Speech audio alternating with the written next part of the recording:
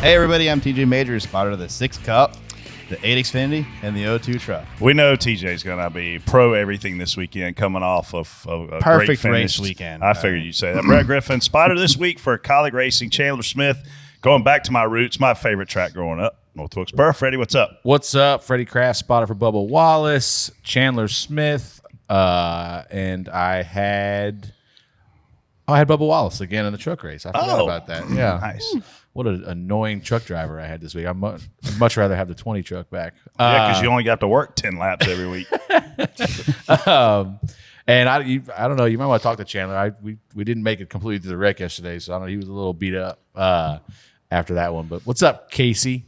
Hey guys, Casey Boat here, and we have a very special guest this week. We do. We reached out to some folks, and we found somebody. And next on stage, Jesse the Hammer Love dancing to Girls Gone Wild.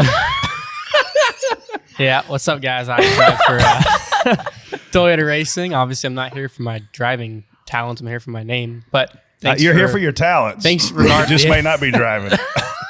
Thanks regardless for having me on. I think, do you think he's ever seen Girls Go? Do you know what that is? I don't. That's it. That was like, It's a good old Motley Crue song from probably it probably was the 80s. I'm going to ask a question that I don't really want the answer to. Jesse, what year were you born? 2005. Jesus Christ. 2005. That's my 5-year reunion.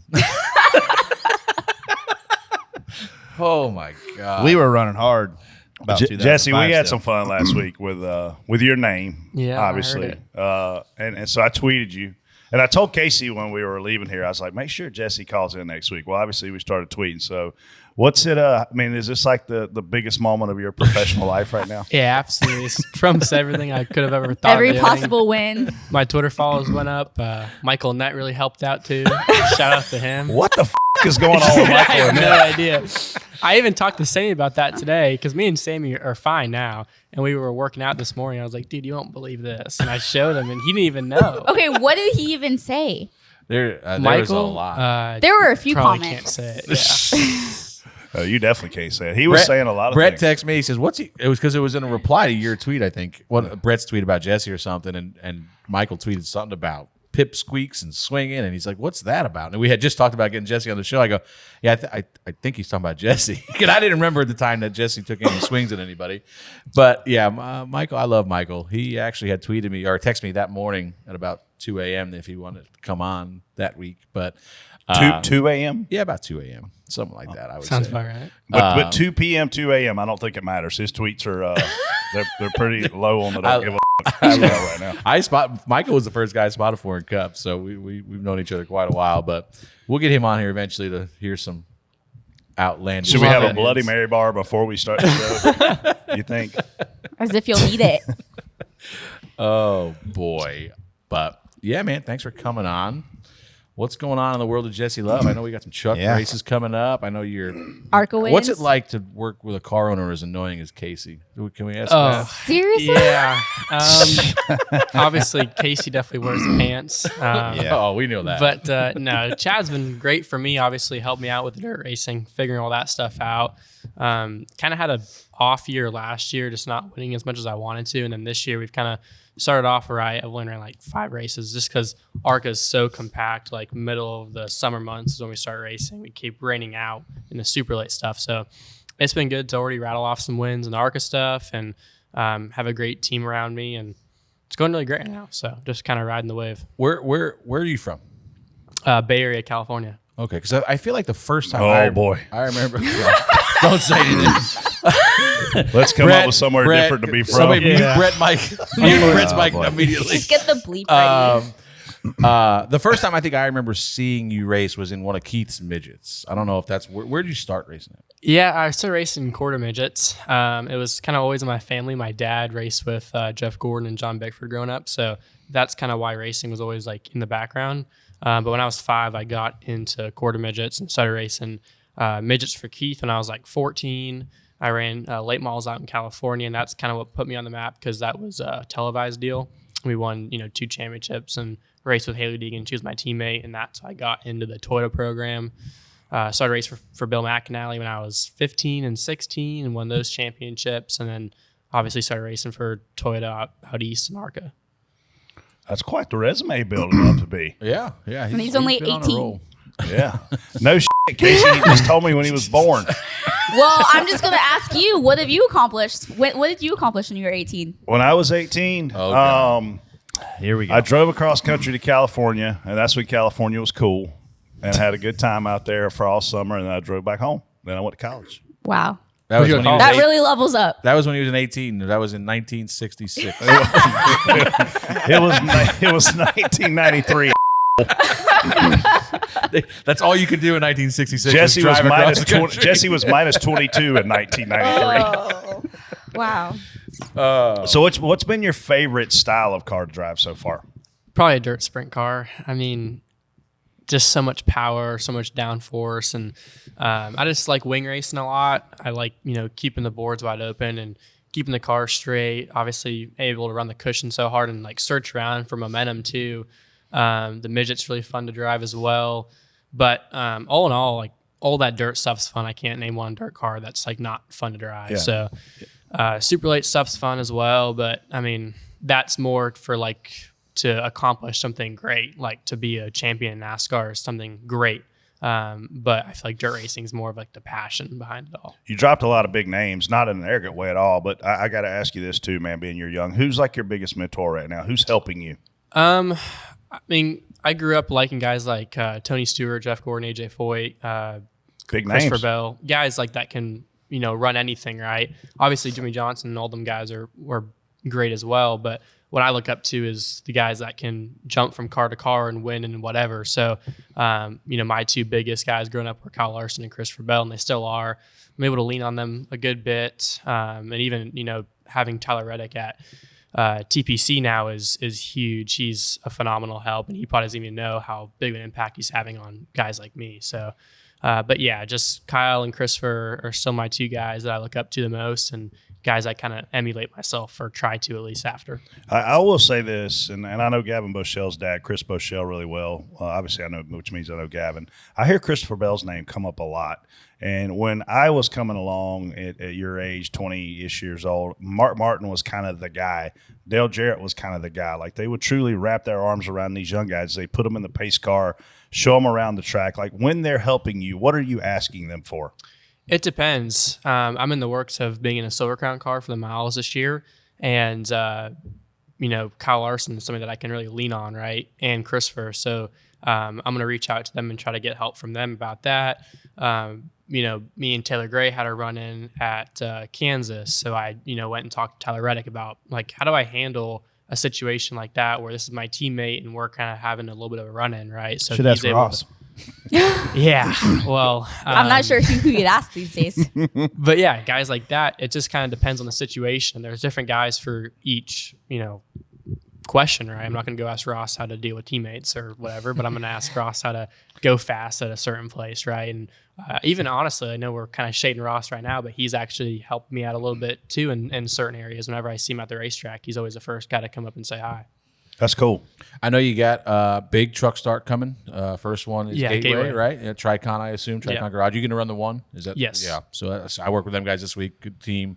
What's your expectations going into something like that? Yeah, I want to win one of those three races. I'm not sure where would be the best place to win at. What are the three you're running? Gateway, Kansas, and Phoenix. Oh, wow. So Phoenix was a place that we should have dominated this year in the ARCA deal. Got wrecked by my teammate, but we should be good there. Should be good at Kansas. Just won there, and Gateway is a place that I ran one time when I was like 15 for Bill McAnally and got a top 5 there. It was like my second ARCA start. So all places I feel really comfortable at. And I mean, there's no reason you can't go out there and win, right? It's all mindset and what you believe you can do. So that's kind of my thought process going into it, is just having the expectation. And racing is kind of a weird sport. It's kind of like golf, where if you believe you're going to do something, it could happen. So, it might not, but I'd rather go into something thinking I can do it than go into it expecting not the best. You got to lean on guys too that didn't make it. Guys like TJ, who had the world given to him, and then he managed to fuck it all up. So if you ever need to know what not to do,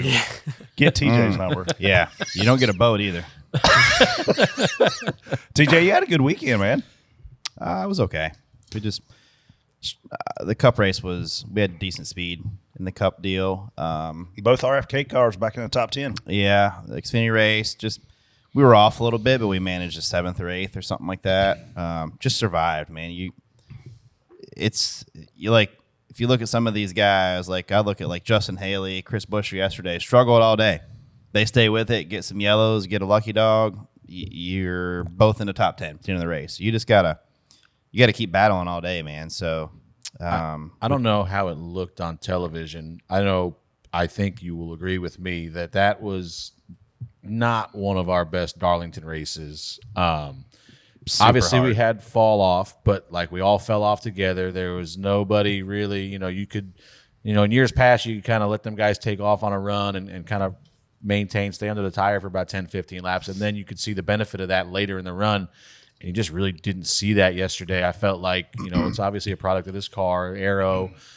We had a really good car yesterday. We ran second or third that whole first stage, had a mishap on pit road where we got stuck back in 18th and we drove to 15th, and I know we had a really good car. You get back there in traffic and you're stuck. We see the same thing with, I think it was Suarez. He's running top 10. He comes in, gets a speeding penalty. Next thing I know, I look up, we're lapping him at the end of the first stage. Like, it's just because he's stuck back there in traffic, and then the leaders are in clean air. They're coming around.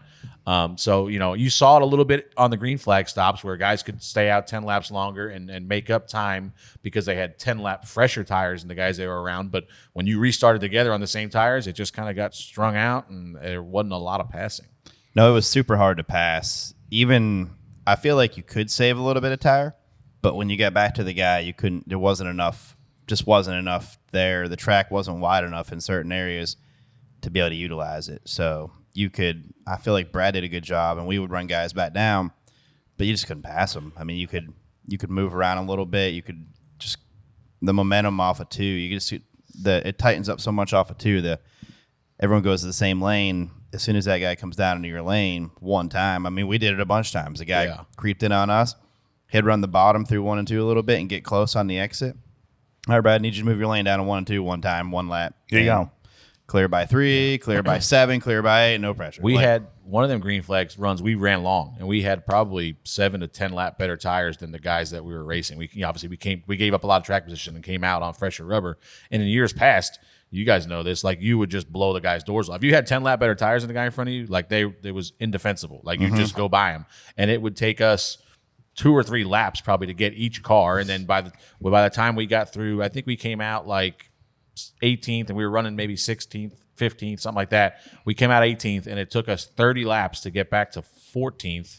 And then, like, as we got there, like, we used up so much of our stuff just trying to pass people. You leveled out. We got through 3 or 4 guys, and I'm like, we should be way better than these guys because we got 10 lap better tires, but we leveled out and we couldn't pass. I think it was like Joey for 14th. So it's just, it's just Aero. It's not the tire because the tire was wearing out. It's like, it's just, we got to figure out a way to get these things not to be so Aero dependent. One thing I can tell you about Darlington is watching it, no matter if it's in person or on TV, you can see the amount of talent that it takes to get around that place. No matter if you're in a truck, Xfinity car, Cup car, like it legitimately doesn't matter. You can see, TJ, like you said, it narrows out coming out of 2. You see guys enter turn 1, ripping the apron to help their car turn. You see some guys like Larson and Denny entering high, entering in turn 1. So, I mean, you can legitimately see, unlike, and I hate to say this, the new Atlanta, it doesn't look like it takes a lot of talent to go around there. You run around there 2 by 2. You make a block if you get a hole. You don't if you don't. Like a place like Darlington, Jesse, the exact opposite of what we saw all weekend. Absolutely. And I don't know why we don't change something. Like Millbridge, I talked to guys like Chad Johnson, right? And we have this diffuser now, which obviously is making downforce. And we have so much stuff underneath the car that is, I shouldn't say we because I'm not a Cup guy, but so much stuff for you guys underneath the car that makes downforce and lap time. And then no matter what you do, whenever you do stuff like that, it's going to make dirty air worse. And I don't know, like you look at Super Late Racing, we have one thing that makes underbody downforce, and that's a front pan, right? With no brake, no full pan, nothing. And, dirty air is a non-factor. Granted, you're going a lot slower. But I just don't know why we don't change something, or we never really see changes. So there's a lot of things I think underneath the car that could just be scrapped with, no downside to it, and obviously make the racing a ton better. And obviously, tire fall offs, something else that needs to probably be a little bit softer. And get more fall off like a super late tire, what you would see. Small sample size, but Couch Racer put out a poll yesterday, which was the best race of the weekend. Xfinity, 67% of the people said it's the best race. I mean, it's like the best race every week. Like if we did I think it's the best race in the world. if we did that race there, the Xfinity, which Darlington, I mean, I only ran half of it, but that race is the perfect distance, the perfect, like you could. Bubba even said it about the truck race on Friday. I forget who we were trying to pass. It might have been Hocevar or maybe Jake Garcia, and like we were just driving in, getting on his left rear and freeing him up and getting the run down the back. And Bubba's like, man, I forgot what it was like to be able to do that. Like it's like he's like that was fun. Yeah. Like that was like you don't have to run into the guy. You can just get in there and pack air and manipulate what their car's going to do without. He's like, obviously I've been able to do that in 3 or 4 years now. But yeah, that Xfinity race was a blast to watch. The finish was phenomenal. I'm sure we'll talk about that later in the show. But yeah, like I don't know. Like I don't think the Cup guys don't probably get enough credit for when they do get up there and make how good they are, because there is Xfinity car. There's a lot more tools to make a pass. In a Cup car, you have to be super precise, and I mean, you can't just go in there and it's a lot harder equipment wise. Just go in there and pass somebody. Just equipment based.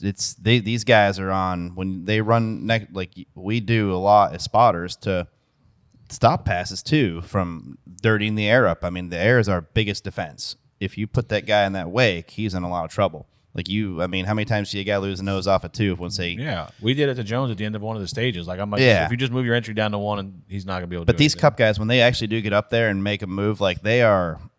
I don't know if they get enough credit for how hard and how good they really are at driving and being precise, because you got to be super on your game to get up there and do that. 2 completely different scenarios, right? Well, what I'm about to say. Kyle Larson goes to the very back of the Xfinity race with about 50 to go, drives all the way back, puts himself in contention, catches a caution at the right time, goes and wins the race. Now, there's 2 things that allow that. Number one, the discrepancy in how competitive the cars are, because I'm going to go out on a limb, Jesse, and say there are 12-ish Xfinity cars that can win.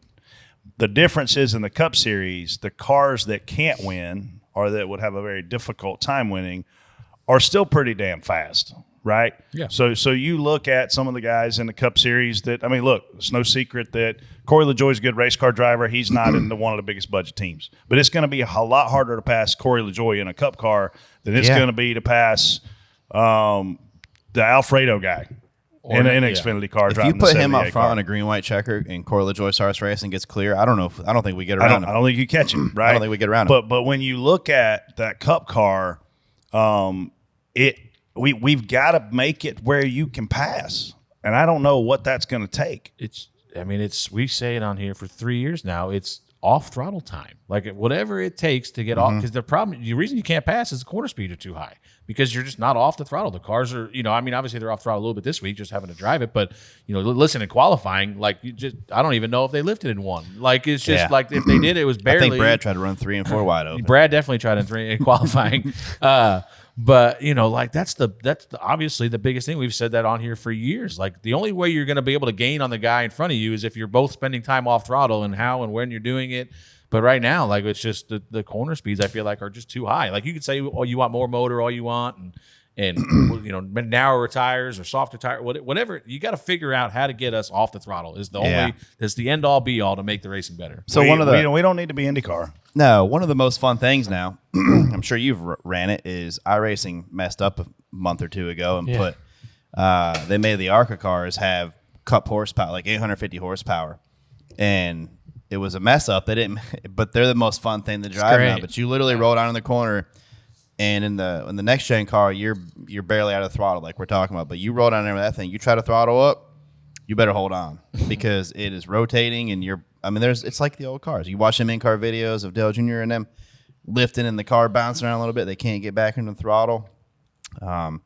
That's fun. But they're wheeling the heck out of it too, and you had just more tools. You could, when you got closer to somebody, you saw the back wiggle. I mean, in the ARCA car at 1.5 miles or a truck, you can get close to somebody and manipulate the air a little bit from, you can loosen the guy in front of you and make the pass like that. So I mean, it always takes me a little bit after we run a cup race and next race is an Xfinity race to realize how close they can stay compared to what we can stay on the cup side. Because Josh will run up on somebody, I'm be like, oh, that's not. He'll drive right up underneath. And I'm like, oh, nice work, good pass. You know what I mean? Like in the cup side, you're like, oh, we're blasting the fence off the corner here because that thing is gonna not turn. And it just takes. I don't know. There's just a lot more tools on that side. The faster car and the better driver should always prevail. Always. Jesse, we talked about this on here, I don't know, a week or two ago. You're an up-and-coming driver, obviously very talented, and I would assume your career goal would be to make it to the Cup Series and be a Cup champion, whatnot. What do you think is the ideal career path right now to prepare you to go Cup racing? It's tough because obviously, like we said, Xfinity's so different, right? But you see a lot of guys go truck race and they can just die off, right? Like it almost happened to Chandler, kind of went like a year or something without winning a race, and then he got good, and it can happen to Christian. So I'm kind of deciding right now like what path to go down, whether that's Xfinity racing next year, or most likely truck racing with Tricon. So I think that the ARCA car definitely is a lot better now than it was back 10 years ago of developing guys to go Xfinity racing. Like Ty was able to go win Xfinity right away. Sammy was able to go win Xfinity, and Corey was able to go win trucks right away. So I think whatever I do go pick, it'll be the right call. Like there's no bad decision, but I don't know. Everything's so different from Cup that it's kind of just whatever the right timing is, right? Like wherever has the best car or the timing fits to, it's all timing to get into a Cup car, like who leaves at what time. And what seats the are funding opening is. Yeah, and the funding's a big part of it, right? That's a big discrepancy going from truck racing to Xfinity racing. My favorite part about ARCA is you get to run some really big tracks. You do. Yeah, you get to go to, obviously Kansas, you get to go to Pocono. I went to Pocono, I was like 17 years old last year. Dover was a place I went to when I was 15 or 15, I think. So there's a lot of places that we go to that we're going to go to in trucks, and you're on the throttle a lot. And a lot of people don't realize, like at Phoenix, ARCA cars were probably the fastest car at Phoenix. Dover, ARCA cars are the fastest. I think Kansas we were as well. So there's not a big discrepancy on speed. Like we're not going to a truck and we're like, oh my gosh, I'm hauling ass, right? Like we're just kind of fine with it. And the aero's probably the biggest thing to learn from going to ARCA to truck. But I don't know. It's just it's all timing right now and figuring out who has the right deal at the right time for me. I know you haven't run any Cup races yet, but which car do you think from the development side helps you get ready for Cup? Is it a Super? Is it just a late model? Because I've heard a lot of different stories on what's better right now to get you to Cup or get you prepared for Cup. I think if you're going to go to an Xfinity route, then the super lates kind of goes hand in hand with that. But I will say, like a late model stock, I've only ran one once, and that was a test session at Tri-County for Toyota.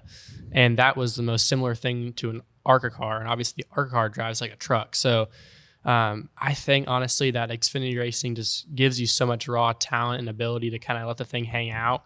And truck racing's more just learning how to do what TJ's talking about with manipulate the air and all that stuff. But you learn all that in ARCA. Like at Kansas, the only thing that separated me from the 17 and the 25 was just I feel like I was really using air to my advantage, right? And you can learn that at a young age, and that's kind of, I think, easy for me to pick up. But the hard part is just being able to manhandle the car and slide it around. I think Xfinity is probably the best route for that. Yeah. Cool. Casey. Hang on one sec. One more question before we go. Good. Talking about development, give me your best argument. We've obviously seen a lot of stuff in the news lately. Alex Bowman's out right now because he got hurt running a sprint car. Christopher Bell's no longer allowed to run a sprint car. Obviously. He's not? No. There's a few other drivers you'd be surprised to hear are not allowed either. Yeah. Well, tell us who it is. You always want us to tell you something. You tell us something. Well, you don't tell us. Miss Know-It-All. But, obviously Kyle goes back and runs whenever he can. Ricky jumps in a sprint car whenever he can. Like, obviously, these guys have said it's to keep themselves sharp. Where do you stand on that? Because obviously, I'm sure moving forward, no matter where you go in your career from here, you're always going to want to go back and get in one of them cars, I would assume. Yeah. Look, I mean, I'm scared shitless whenever I get into a sprint car of breaking my back or breaking my neck or something, right? That possibility is there.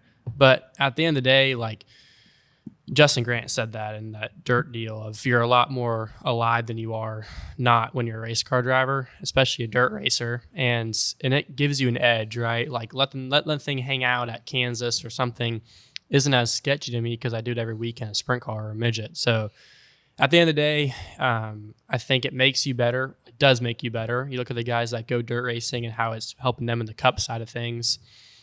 And, I get when I get to a certain point that I might have to let go of that a little bit. But at the same point, I love dirt racing. I think it makes me a better race car driver, and that's why I do it. So would it be a deal breaker for you? You feel like if you're a couple years, obviously you're going to get to wherever you want to go, I think. Yeah. But if you're the hottest commodity coming out of the Xfinity deal and there's two teams in front of you and one says you can run sprint cars and one says you can't, would that be a decision maker for you think? Absolutely. Yeah. I mean, obviously you want to stay with, the people that have been with you, right? But they also have to, compromise as well as you do. So I think that I'm going to go with the team that lets me be a race car driver and not just be a businessman in NASCAR, but also be a race car driver in my roots as well. But you said that's what the reason why you're there, why you're at where you're at is because it gives you the comfort. You're growing as a driver as well. So it's not like you're just doing it for fun. You're also getting better and you feel like it's put you where you're at. Yeah, I mean, Kyle even talks about that. Like, Kyle still learns things, running this high limit deal with this new tire and all that stuff. Like, he's still learning things on dirt, and that makes him a better race car driver in the cup side of things. And when a guy like Kyle Larson is telling you that he's getting better by running more dirt races, then you got to go dang dirt racing. So that's kind of how I look at it. I told y'all them dirt racers ain't normal. I told you. I told y'all a few weeks ago. They're crazy. You're crazy. He just said it. He reiterated that for you. All right, let's head into spot on, spot off. First topic, Kevin Harvick says drivers should settle things out on the track instead of fighting. He says the Cars Tour would throw them out if drivers fought, adding there would most likely be a penalty for fighting.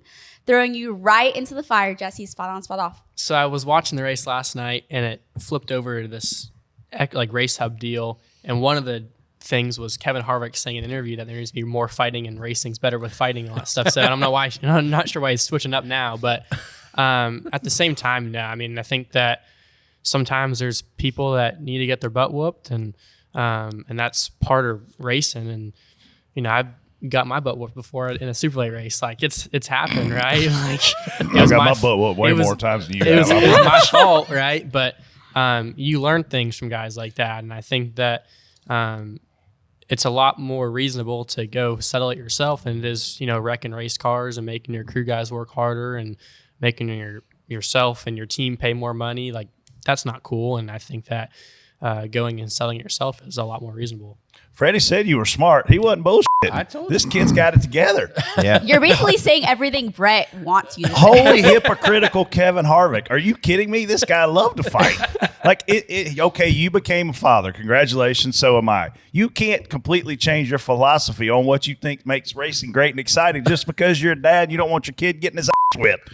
Like, how can this happen? I'm so 100% spot on for this whole thing. I think it's funny that, like he talked about, obviously he's part owner of the Cars Tour now, or whatever, with Dale and Burton and Justin Marks, and he's talking about, well, there need to be penalties doled out if there's anybody fighting in the Cars Tour. Well, I guarantee you, just like NASCAR does every week, and I was glad to see no penalties from that deal last week with Noah and Ross, because they're going to show it on TV 5,000 times. So if you're going to promo a fight all week long, you better not be fining or suspending or taking points away from the guys that participated in it. But listen, in my opinion, if somebody wrecks you, and you obviously, I think the best way to do it is go over there and punch them in the face by far. But listen, they can shake that punch off in 2 minutes.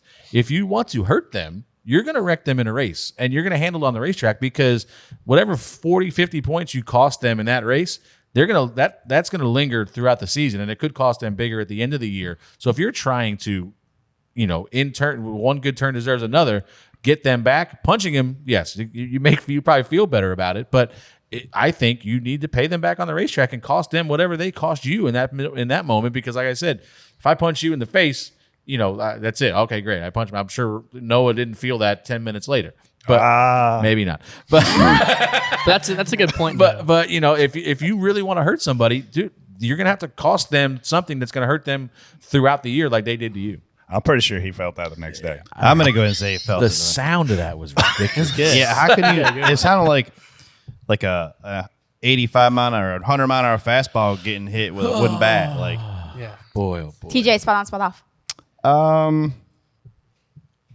I mean, I don't mind seeing a guy like that. Like, he told him to quit. I mean, what are you going to do when a guy comes in and grabs you and you tell him to stop? What are you going to do? I ain't going to tell them to stop. There's not gonna be. There's no But I mean- conversation.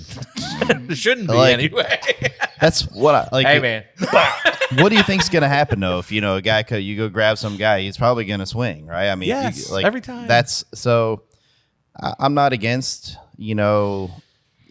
Everyone handles it differently, but if you really want to hurt a guy, then it should you handle it on the track. My favorite fight all time was John West Townley, oh my god. and that who was wasn't the other a guy? fight. That wasn't a fight. Spencer. That was like a wrestling match. It was It was Spencer Spencer Gallagher. Have you seen this one? Yeah.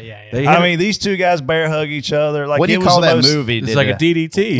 We've never seen a more intimate fight than this one. An intimate Like these fight. guys are grinding on each other, they're rubbing up and down on each other, and then they finally fell over. When they fell over, I was real worried it was going to get intimate. Thank God they had That their was the suits on. prelim fight for the next one. I mean, Oh, they that should have gotten was- to a mud pit. That'd have been bad. That was the. In bikinis. That was easily. Okay, I don't need a bikini. That was now. easily the worst fight in history. Hey, when you drive the one, are you gonna have Victoria's Secret on it? I wish. I could be a pretty good model for it, I think. You'll smell amazing. Oh, Yeah. Jeez. I heard you sold some perfume. Yeah. It's not fucking perfume, okay? It's cologne. You're shopping at Whatever Victoria's you Secret. say, Brett. Right. yeah. Sure. Okay. I'm gonna wear a bunch next week. Just make y'all smell it the whole time. Hopefully that's the only thing you'll be wearing from that brand. Oh. Hey, that's better than you going to the bathroom and killing the place. I mean, like you did had that an one accident. time. I didn't mean to leave the door open. Well, I don't think it was Speaking an of accident. that, it's summertime. Can somebody get here like 30 minutes early and open that garage door and let the colder air in for a little bit before you start this thing? Yeah, you. How about a portable air conditioner? Can we not get It's one? hot in this place. Too loud. It's not even hot outside. Can we? Can this guy take 2 weeks off and get it? Can we get a portable AC? Oh, Jonathan Nemechek chalks up his last lap battle with Kyle Larson to hard racing after the two made contact coming off turn 4, headed for the checkered in the Xfinity Series race. TJ, spot on, spot off. I mean, spot on. They were going for the win. I don't know how you see two guys going into 3 and 4, rub and hit and bounce off the fence and race back over. And again, this, Kyle gets into the wall off of 4 and John Hunter's right on his door. And every time that happens, the guy on the inside. I mean, we've seen how many wrecks like that at Darlington over the years. Yeah. Just like that. We saw it yesterday with Ross and Martin at the end of Yeah. the stage. Ross gets in the fence and That's- bounces off and spins Denny. But that's just how it is. I mean, that's hard racing, and they're going for the win. So I'm spot on for it. It was a great show. Jesse. Yeah, I'm same with TJ. I mean, obviously it's hard racing, and when you get into a battle like that with two phenomenal race car drivers and it don't go your way, you just kind of roll on to the next one, and you don't make a big deal out of it. Like I thought John Hunter played it perfectly and did a great job. Just Kyle was in the right place at the right time and put himself in a good spot. Yeah. What John Hunter needed to do is a lot easier said than done, but he needed to take that entry away from Larson into 1. And it's so I can't tell you how hard it is to, you see it. Like we're spotters. I'm sure Tony Hirschman that spots for John Hunter sees it. John Hunter probably saw it in his mirror. Like obviously Kyle was entering 1 a lot wider, carrying a lot more speed to the center of the corner and able to turn down the hill faster than John Hunter. But to say with 5 to go, hey, I need you to run a completely different line than you've been running all day today at Darlington of all places. It's just, like I said, it's easier said than done. It's the only thing I wish maybe that John Hunter could have done was there was like the perfect storm for Kyle because they're almost cross paths in the middle of the corner. Like John Hunter enters lower, is driving up the hill, and Kyle's entering higher, coming down the hill. And if there was any way for John Hunter to just kind of, I think, keep his car lower through the center on exit, he can dirty up Kyle's air a little bit, and Kyle might not be able to get to his quarter. But, I mean, what a race down the backstretch. We've talked about Kyle putting people in difficult spots. He kind of squeezed John Hunter right up against the wall on entry and kind of stalled him out there. I thought John Hunter was going to hook him into 3.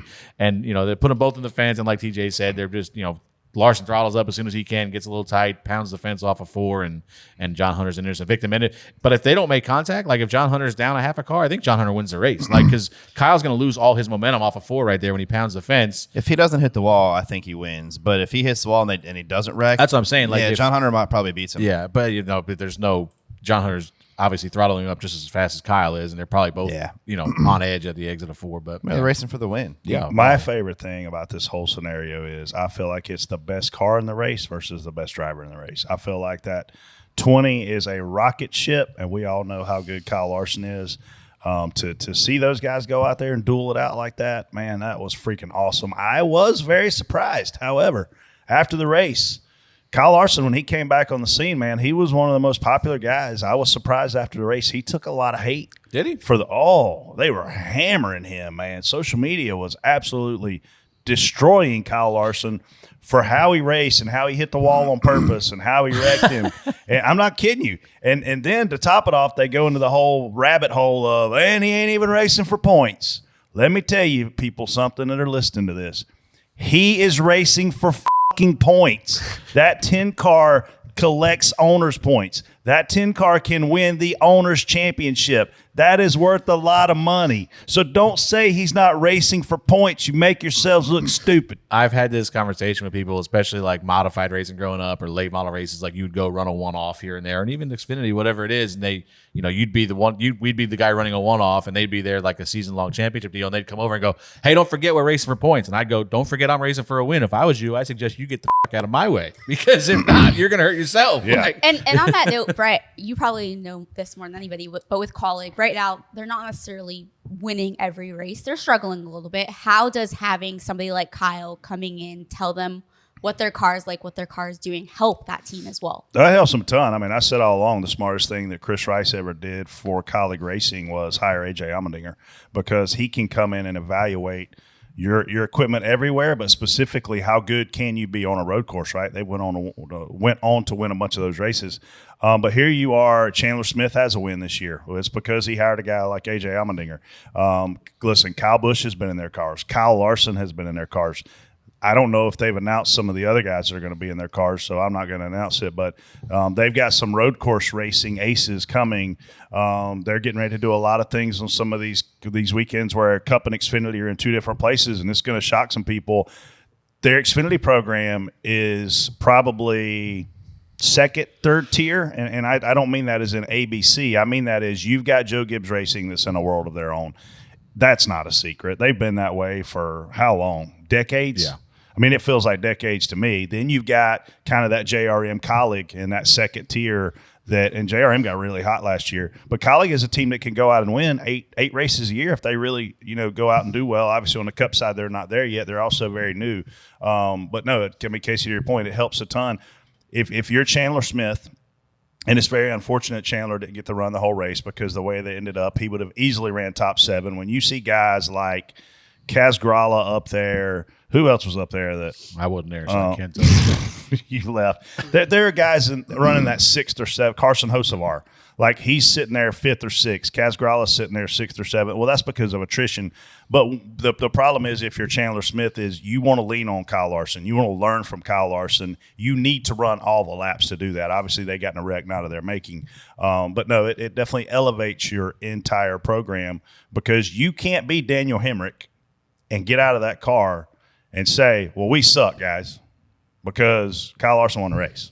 That's what Kaulig does the best, though, is they always hire just like raw talent, right? Like AJ Allmendinger, Kyle Larson, Kyle Busch, like guys that are just really good race car drivers. They go find the best guys and might not always have the best cars, but they're always going to get better and they're always going to run the best that their car is able to run. That's what's so great about that team that I, respect a lot. TJ, before we move on from this John Hunter, What? how sketchy was taking the checkered flag? Oh, very sketchy. I almost T-boned him. So let me ask you this before you tell us. Was the yellow thrown? Eventually, I think. Was the yellow thrown when John Hunter crossed the start-finish line? No, I don't think it was showing it, because we were going by him full throttle still. And because I didn't. Yeah, it was scary, especially when he came back up the track. So I'm going to paint the picture because I was watching it. Obviously, you were too. Freddie was probably Big House. John Hunter is running first and second, bouncing back and forth. He wrecks. He goes and he nails the inside wall. He bounces all the way back across the racetrack and finishes the race wrecked in 5th. And you're telling me there was no caution at the time? When he was coming back up, I was watching my car and I was watching John Hunter, so I'm not I don't know exactly when it came out because I'm trying to get Josh around it, so I'm not really looking for the caution. I'm telling him where the wreck is. It came out right after he hit the wall. They're introducing a video. The for inside it. wall, or the outside. Inside. Yeah, After so, he hit the inside wall. Yeah, so it was After he definitely hit the out. outside wall. I'm Oh, it was sorry, outside outside. wall. My bad. Okay, so Casey, reconfirm this. The caution came out after John Hunter hit the inside wall, went all the way back across the racetrack, and hit the outside wall. Yep. Right after he hit Yeah, the 'cause wall we were- at the start finish line. We were video going says- by him pretty quick. Okay, so you can't fault a driver, Jesse. You can't fault a driver for not lifting because the caution's not out. Yeah, one spot's a lot of points, and you're not gonna, lift. You're gonna try to thread the needle and do whatever you But can. as a spotter at that moment where you see JH moving up the track, TJ, what are you telling your I'm driver? getting Josh around the wreck. Like, I'm telling him where the car is because I want him to make the decision. I'm not telling him to go high or low sometimes like that. You're telling him where the car is because he can see it. But a lot of times, if you say go low or you normally right there, you say go high. It's not very often we see cars come back across the track at the start finish line there. So, But he's trying to finish. Yeah, he's trying to get across the line. but at that instance, he is, and that's dangerous. That's right in the groove. So I'm telling Josh, where he's at. He's coming back across track, and then as soon as I know then you're like go low. We went down below him. Somebody went by him, and it was really close. I don't know who it was. It was probably the third, fourth place car. Got really close to him. There was some serious inconsistencies with cautions on Saturday. No, you I mean- can say Friday, Saturday, Sunday. Well, let's move on to that topic then. Well, I'm not. This is a different topic. No, I'm not talking about Bubba. I'm just talking about the 18 car Yeah. spun out, half Well- spun, got a caution. 5 laps later, half spun again, wasn't a caution. Yeah, and I don't like at a track like that. Yeah, I think you just when the guy's way down there like that, let him just gather it up and get rolling again. And then not only that is they put him back in way up in the front. Like there was no penalty for it. I feel like if you bring the caution out, there's it's short track stuff. If you're the reason for the caution, you're going to the back no matter what. Because I mean, they literally. I mean, I don't know. It's hard to. I know we're going to talk about it, and it's going to be a handful. But As a spotter, though, when you say spin in front of you, he's coming up, go low, keep digging, no yellow. yes, yeah. Well, he wasn't coming up. He was just spinning down He to was the just bottom. spinning down to the apron, like half Yeah. spin. Yeah, but down I'm to talking about the apron. last one. I'm talking about Oh, the with John Hunter. Yeah. Yeah, you're Like saying you're wrecking flat in out front of you. spotting a wreck, and then you say keep digging, no yellow. Yeah, and if so- you're running 10th or 12th or 20th, your spotter sees that wreck on the front stretch. He's like, they're wrecking on the front stretch. Keep digging, no yellow. This has started happening. It happened. We lost a lot of spots at the dirt race because they were spinning in front of Brad, and we're lifting for the wreck, and 4 cars blow by us because they're just hammered down still. And like everything we're trained to do when there's a wreck, hey, there's a wreck. He's in the middle of the track. Lift. Let's not hurt somebody right here. They gave it back to you yesterday. Well, we lost a lot, but I don't know. So All right, well, Freddie, I'm passing this off to you. Why? Spot on, spot off. Bubba Wallace said he is mind-boggled how we finished behind cars caught up in a wreck. Kelly Crandall tweeted and asked for clarification on the 4, 6, and 9 keeping positions. NASCAR scored the field by the previous loop and felt those drivers maintained reasonable speed at the caution. Did not feel they were in the wreck. The 21 and the 23, according to NASCAR, gained positions by not slowing. Spot on, spot off. I mean, spot on. They're right. We should have just piled into the wreck or slowed down and waited for the wreck to come down the hill and hit us. Like, I apologize for missing that wreck. And that is why I gave it I to don't you know first. what I was thinking about. This I don't understand. I would listen. I'm serious about something when I'm 1 awake at 7:30 in the morning, and 2 I'm on the phone with Bob Hawkers at 7:30 in the morning. But today, Yep. and I needed some kind of clarification because I don't understand. I don't understand how you can be involved in a crash. And what's involved in a crash? What does that entail? What does that mean? you're in the wreck. If you make contact with you a make wall or hit contact somebody. or hit somebody in the Okay, wreck. so if you're slowing down and the guy runs the back of you, you don't spend anything that You're in the wreck. I disagree with that. Just because you slow down for a wreck so you get running to the back of Bubba lifts for that wreck, gets running to the back of. Let You're saying he's in the me wreck. ask you a very simple question. They're going to start arguing. This is fun. Well, I'm just saying. Let me ask you a very simple getting question. bumped doesn't put you in a wreck. Let me ask you a very simple question. Were you on the DVP clock? No. Yes, you were. We never pitted. Yes, you don't have to pit to be on DVP don't clock. matter if you pitted. You are on the clock. That means you're in the wrec. That's so very if you're on the simple. DVP clock, you lose all your spots. No, because the guy runs the baggie. You don't lose all your spots. You go where you blend. You're in the rec. You should go where you blend, not back to a scoring loop and where you maintain. So again, what's reasonable speed? You Give me break, the definition of you reasonable break speed. and then throttle up and get spots for that. That's what you're saying. That's okay. Yes. If you miss the wreck, listen, I have You no throttled issue. up to clear I the have wreck no on the issue bottom. if you slow down behind a wreck. Okay. Don't touch anybody.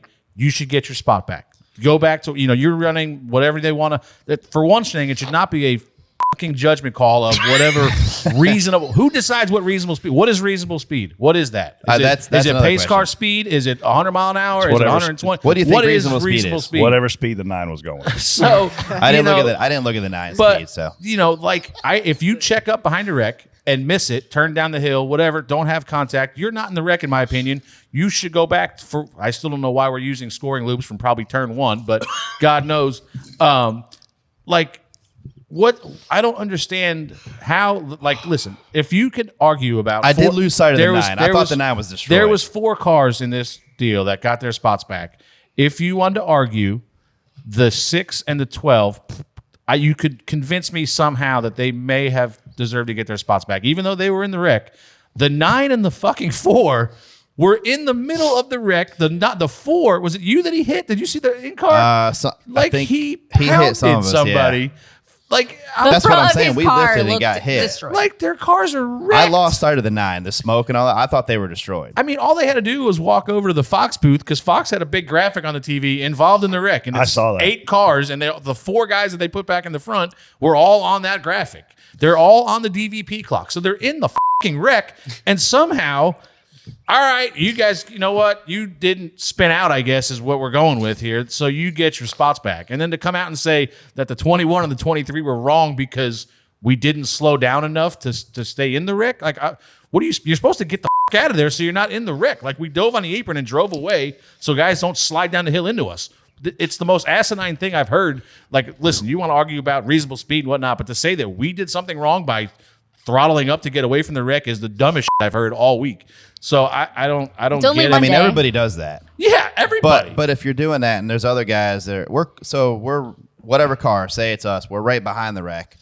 We lift, we see the wreck, we lift, we get hit by, say, car number 4. He hits us, and that's all that really happens to us. But we're trying to get. We couldn't get slowed down enough to turn low at that point because we would have. So you're saying that, and we went to like 90 mile an hour. That was our run around. Our minimum speed was like 90. And So if you're running 90, the 9 had to be running 40.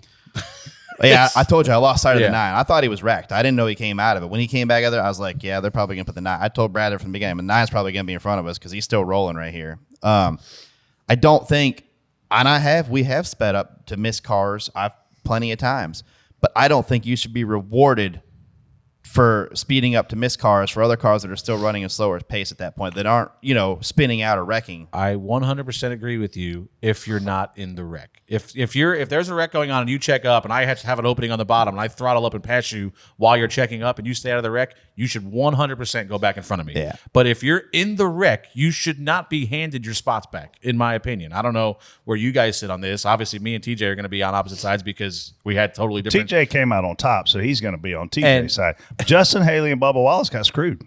And Harrison Burton. And Harrison Burton, yes.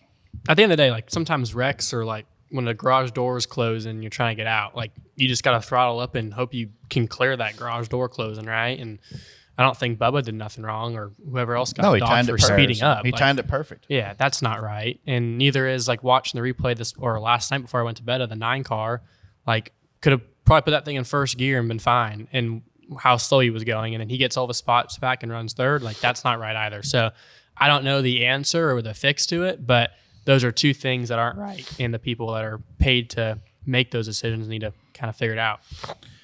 Yeah, But I mean, you if you're still running 100 mile an hour and your car finishes a race and you don't have to pit to fix anything, are you really? Did you? You were in the wreck. What's in the wreck? Because you touched something? Because you told me before the show started if you had to run 10 more laps, you were going to be in trouble because your left rear fender looked like a parachute. Because we got run into the back of. That's because So you were in the wreck. So now you're telling me that I have to drive through wrecks and hope I don't get run in the back. Everybody raise your hand if you think TJ was in the wreck.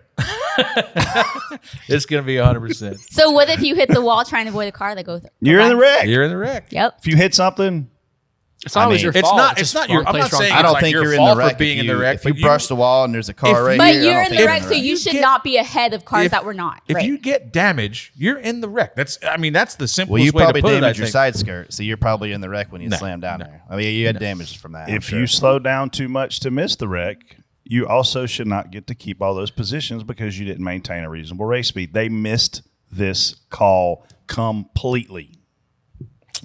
I just think there's a big gray area there. I've been on the bad side of it at Bristol numerous times. We're on the other side of it. Lifted for a wreck, they put them guys in front of us. But if you're still, I mean, it's whatever. I don't know what the answer is, but there needs to be obviously a better throttle up and way pass cars. of What did of Bob say? determining. We just talked about that. I want a clarification on a rule because I thought there was a rule that said if you're involved in the wreck, you go where you blend. And there's not. They've changed that now to they go back to what they did, what they said. They go back to the scoring loop, and any cars that maintained a reasonable speed get their spots back. Which If you spin I think out, is that's ridiculous. if you actually you spin out and start rolling. That's where they blend you is when you get back. Yeah, up to I normal know, pace but I'm just speed, saying. I so. think that should be the rule. I think if you're going to do this properly, they can't use SMT data, which we say on here all the time. Like they should be able to because we looked at SMT the other day, and Bubba beat Truex to the line in qualifying, and he beat us by 100th of a second on the timing. So obviously that stuff is not accurate enough to solely base lineups off of. But I mean, at some point we have 10,000 cameras on this deal. Like you can pick out the guys that are in the wreck. I mean, you guys obviously you can have guys clip guys and whatnot, but there was 2 or 3 guys that were the heart of the accident, but behind Truex and Logano, and they're wrecked. Their cars are wrecked. Listen, man, our poor fans, you can't imagine what it's like to watch some of this on TV because TV is showing the time of caution. And then NASCAR is going back and placing you in running order based on that previous scoring loop. So as a fan, you couldn't be more confused. You're watching a guy lose the lead. On TV, the caution comes out, and then they're giving him the lead back, and then TV's showing you the graphic on caution came out here, and so-and-so's the leader. But that's not how it works, ladies and gentlemen. We're going to go back 400 feet or whatever it is and base it on that. So it is a problem. We've talked about it on here. I tweeted about it yesterday. They have got to clean this up, or TV has got to stop showing the time of caution with who's running where. I think you're playing with a slippery slope right there. Wow, did I say that right? Yeah. Yes. You're good. Bird with no feathers. Dart. That you're still, if you don't go back to something, you're almost promoting throttling up in missing stuff. If you don't go back to something like we lift, we don't hit anything, but we didn't maintain 130 mile an hour through a wreck that's in front of us, then Do you think that time of caution, the leader of the race at the time of caution should always be the leader? I don't know, man. I mean, What do you mean you don't know? Yeah, the answer is yes. but the thing about it is, if that, I mean, sure. But then what are you doing with the rest of the cars? Fuck 'em.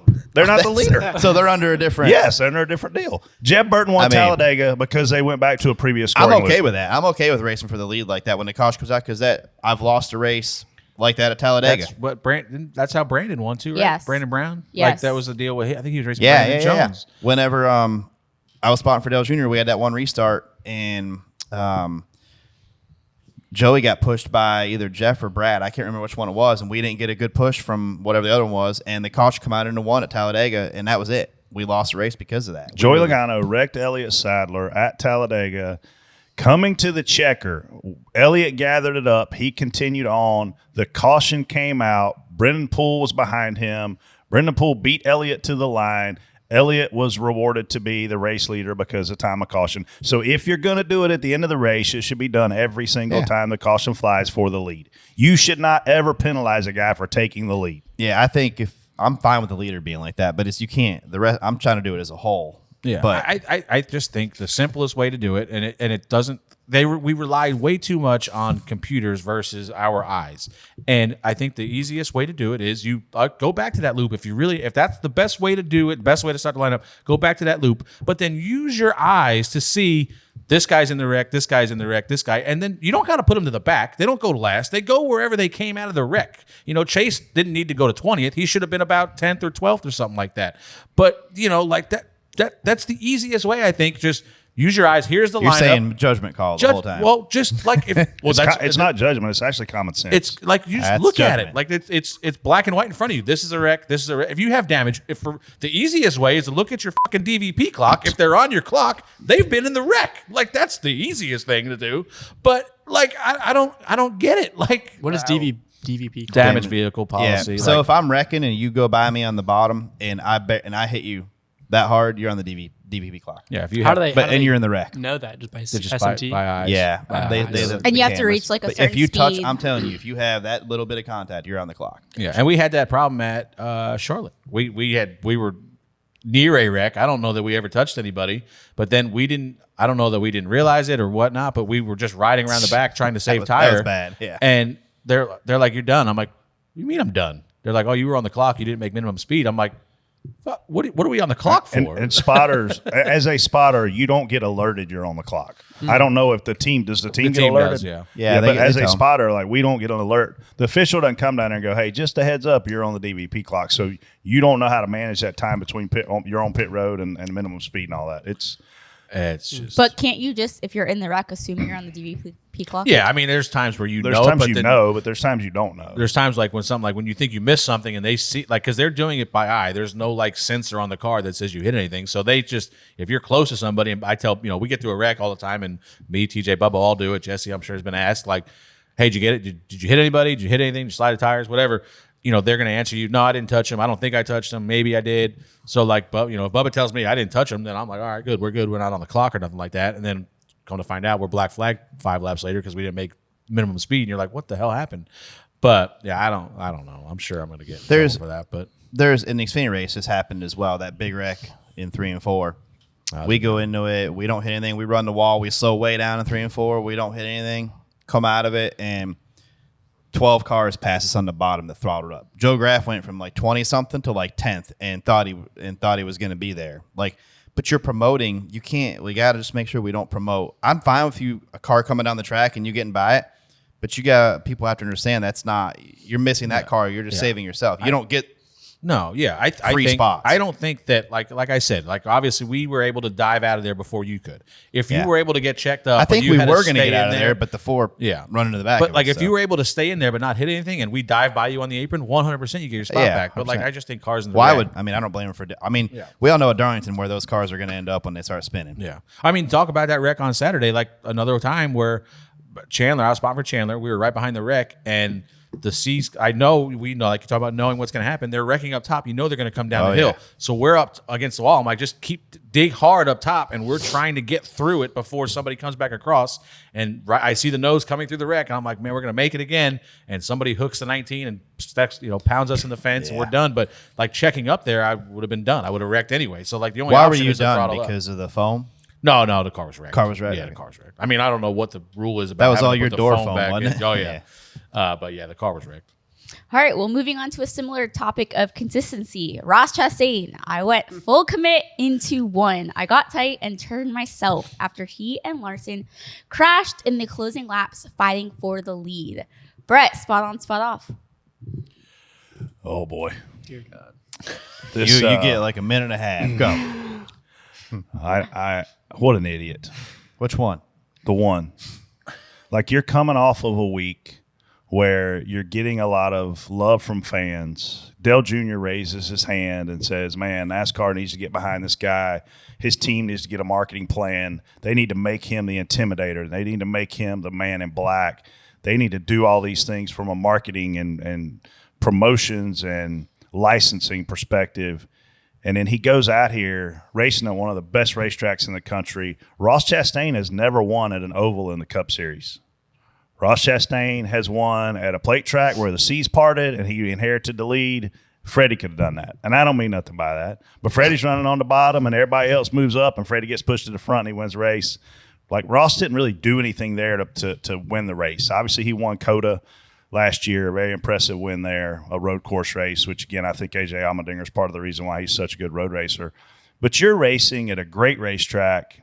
You're racing one of the best drivers in the world, if not the best driver in the world, and you completely drive into his door and then you completely wreck yourself. And it screwed the fans out of what we thought was going to be a really good finish. But, man, just this guy, he can't help himself. Like he gets perceived to be this butthole, and then he finally is kind of fixing it, and now he's back a butthole again. Yeah, I mean, I'll give him credit. He wasn't lying. He said he was going to go full commit. He did. He said he wanted to run him up the hill. He did. The execution was less than ideal because if he wanted an example on how to do it, he could have took notes from Kyle doing it to him to restart before, because a lot of people missed that when with the Truex and all that stuff going on behind the leader. But Kyle and him stay wheel to wheel, and then Kyle squeezes him in the fence off of 2 and gets the big run down the back and was going to clear him and be gone. But he just drives in, he commits a little too much, gets too clear, and hooks himself in the fence. Like, it's just, I don't know. Like, Bernard Pollard sent me a text last night, and he's like, man, where are you at with Ross? He's like, obviously I don't know anything about this. He's like, is he good for the sport? Do you agree with what he does? And I said, man, he's great for the sport. Like, he's phenomenal for the sport. I don't agree with anything he does. Like, it's a 2-level question there, because anything that gets people talking, I mean, we talked about on here, like sponsors taking the sport mainstream or drivers trying to get mainstream. Ross is on the Pat McAfee show last week after that deal fighting on pit road. It doesn't get more mainstream than the Pat McAfee show right now. How is it not good for the sport when you're on the shows like that? So, like, that's great for the sport, but then you can't come back and just do something like this. And like you said, at a place like Darlington, probably one of or the fastest car all day long, and you end up in the garage at the end of the day because of a stupid move into one. I get fully committing, but fully committing is only going to, it's not going to work. Like, you can't do that. So I don't know. Like, it's just spot off. And you can't had do it in a car choice. there. Yeah, he had lane choice, and how do you get lane choice? Because of the freaking timing lines. Good job not cursing. Jesse, spot on, spot off.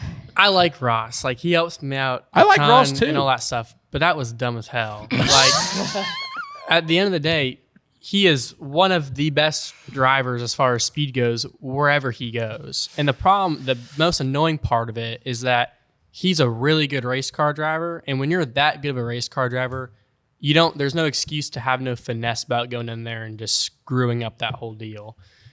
He knows how good he is, and we all know that too. And we all expect him to have at least some sort of finesse instead of just bulldoze your way off in there and wreck 2 cars, right? Like, there's a point where the only thing with Ross is that, like, he's making it harder than it needs to be. Like, he could have, in my opinion, like a couple true oval wins by now, but he's making it way harder than it needs to be. Instead of taking a second, he tries to make it a first and ends up 35th, and then has a bunch of enemies and is getting in fights and all that stuff. When if he just runs second, and then runs top 3 a bunch of times, like he has the speed to do, those wins are just going to come by nature. So it's unfortunate because I like him a lot and he's really good, and it sucks to see somebody that good like do something with no finesse when you know they have all the finesse in the world. So TJ, there were a lot of conversations around like Rick Hedrick comments or Cliff's comments about how Ross has wrecked 3 Chevys in the last 3 weeks. What does a manufacturer do or a team owner do in this situation, knowing that they're essentially not helping them, at least the manufacturer piece? I mean, he's a team owner. That's the card I would probably play too. You always want to keep your numbers up, but man, racing for wins, I don't think. I agree with Jesse. I think Ross needed to knock out a couple top 2s or 3s, and who knows, he doesn't come off that corner leading the race still. He could run Kyle up off a 2 and put him in the marbles a little bit and clear him and take the win that way. But it's hard not to. You said it before, Brett. Win at all costs. So, and that Ross felt like that was his chance to get out front and what he needed to do. And I mean, I don't think it was the best play for him personally, but I don't fault a guy for, I don't care if it's Ross or somebody else. It could be Bubba, Brad. If they're going for the win, I mean, obviously Ross has had more speed and had really good cars, and you definitely don't want to make bad luck for yourself. But I don't. I definitely probably wouldn't have tried to put him in the wall, but you got to go for the win too. But I don't know. Everyone messes up, man. I mean, Kyle ran you into the fence at Vegas, right? I mean, and that's Kyle. That's early in the race too. I would have no issue.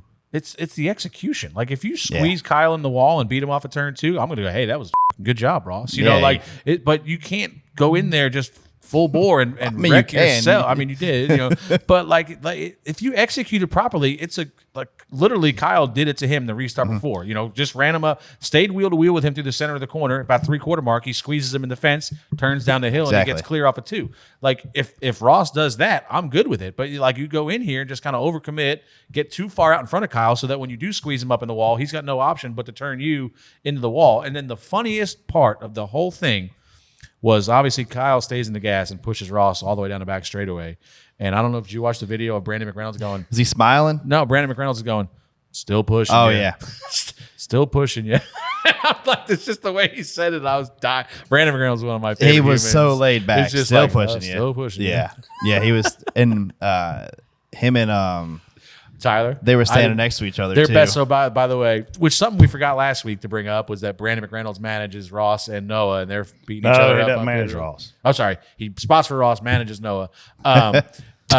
And then they're beating each other up on pit roads. And that was awkward for him. We forgot last week. I wish we didn't. But then Tyler Mon and Brandon are like best friends on the roof, and they're standing next to each other, and they go ahead and wreck each other. They're a country music duo act. They Everywhere are. they go. If you go to Nashville. they go perform live. Why can't we ever have Brandon on the show? We can. We'll Why have him on won't here he? He eventually. never agrees to come on. Here's the thing about this.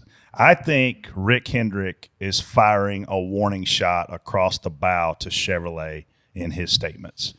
Who do you think got the shitty end of the stick at Phoenix between Chase and Ross? It was Chase. Who do you think got the bad end of the stick at Dover between Ross and Kyle? Who do you think got the bad end of the stick between Ross and Kyle yesterday? Like, I think that Rick Hendrick is tired of seeing his race cars get wrecked. When Rick Hendrick is the number one Chevrolet team in the garage, who do you think sells more Chevrolets at their dealerships, Rick Hendrick or Justin Marks? I'm going to guess I'm Rick. going to think Justin Marks doesn't even have a dealership. So probably Rick Hendrick. When you talk about key partners, obviously Trackhouse is a key partner. So was Rick Hendrick. Rick Hendrick is the key partner, though. He's the top of the pecking order. I think this is him saying out loud to Chevrolet, you better get this guy to stop wrecking my race cars, because at the end of the day, Jesse, Ross has pissed off half the garage, and it's still yet for anybody to do anything to him.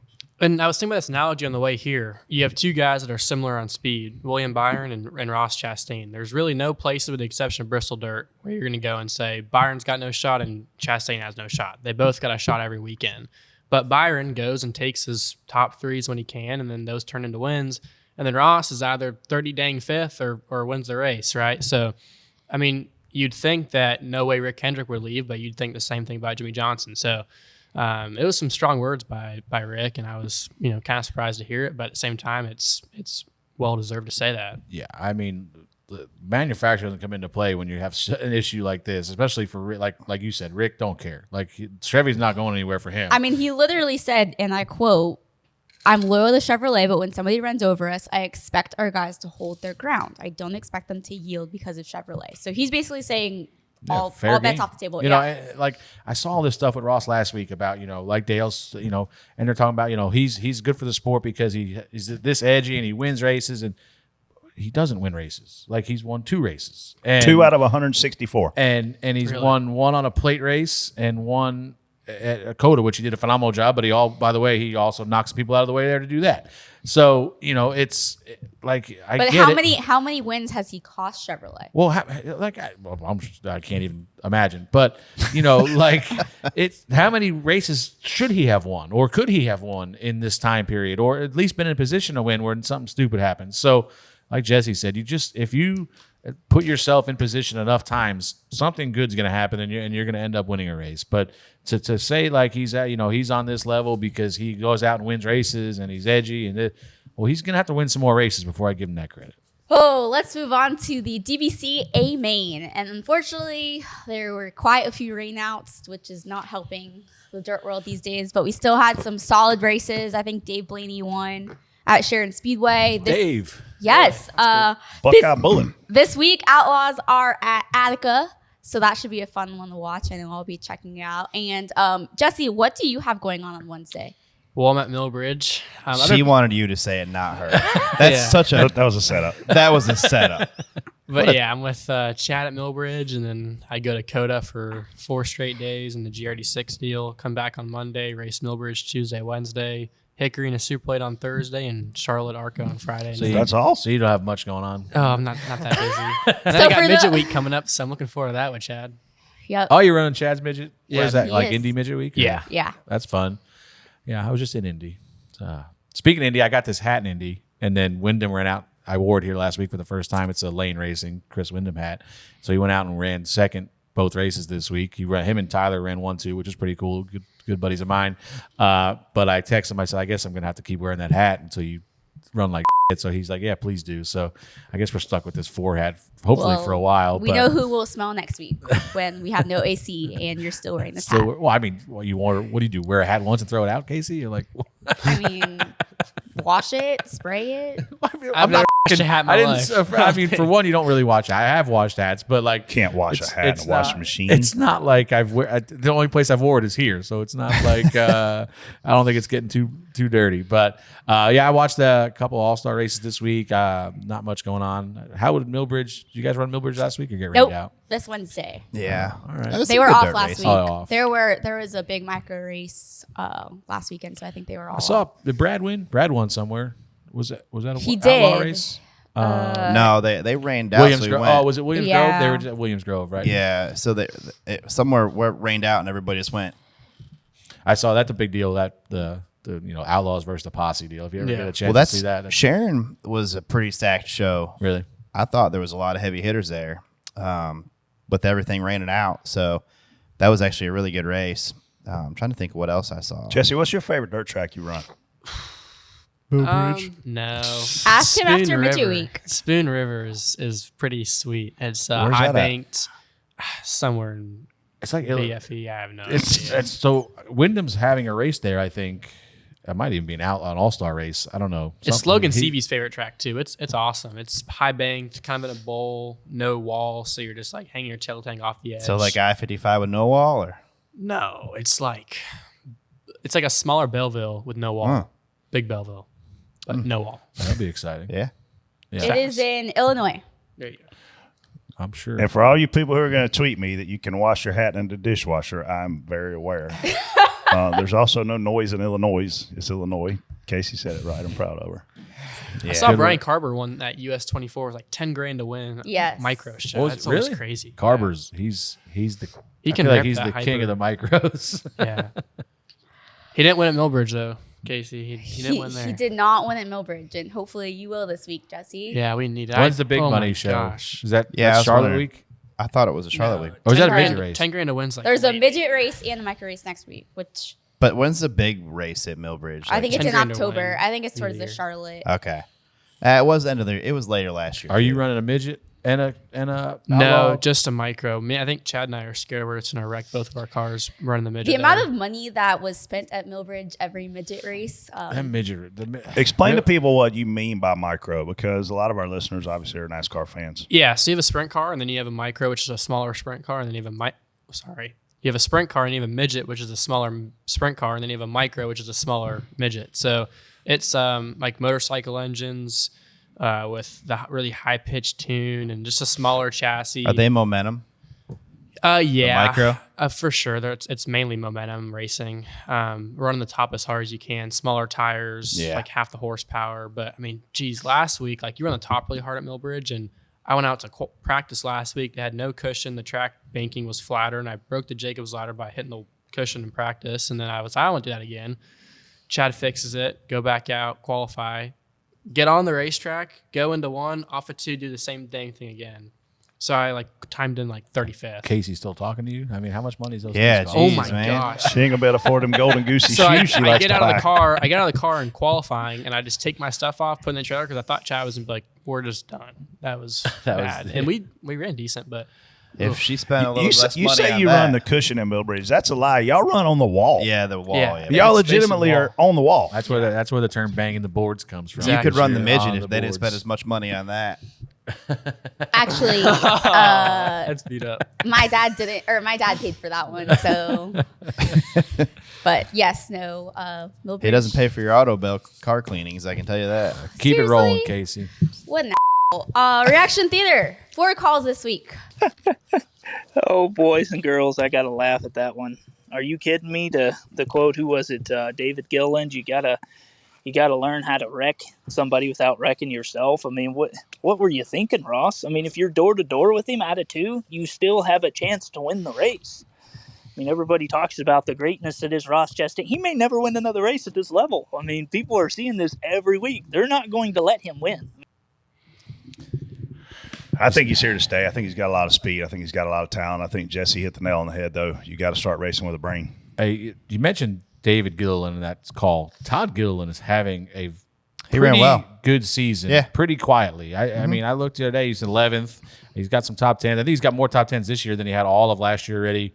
I think he's improved his average position by like 4 or 5 spots already this year. So he's quietly having a really good year. Yeah, he is. I think they pissed him off when they took him out of the car for them races that Zane did. Yeah. He He's ran been top on- 20 all day yesterday. I would love to know if that car now has more of the same resources that the 34 had, because all along it kind of felt like when you look at the 7 and 77 with Spire, that the 7 had resources, the 77 didn't. Same for the 34 versus 38. So I'd be curious to know if they're more on a level playing field. But you're right. Kudos. Hats off to him. I wanted to talk, I talked about some of this yesterday with, I think it was Jordan, and we were just talking about some rumors in the garage and whatnot. And obviously Zane Smith is a name that comes up, and he's under contract at Front Row. And I was talking to him about, especially if he goes to somewhere, a 4 team that, whether the 4 or the 10 are open or something like that, Front Row's not going to just let him go. But, obviously you could buy out of a contract. We saw that with Reddick last year. But, I mean, they could potentially leverage this into more help, for their team from Ford or from Stewart Haas.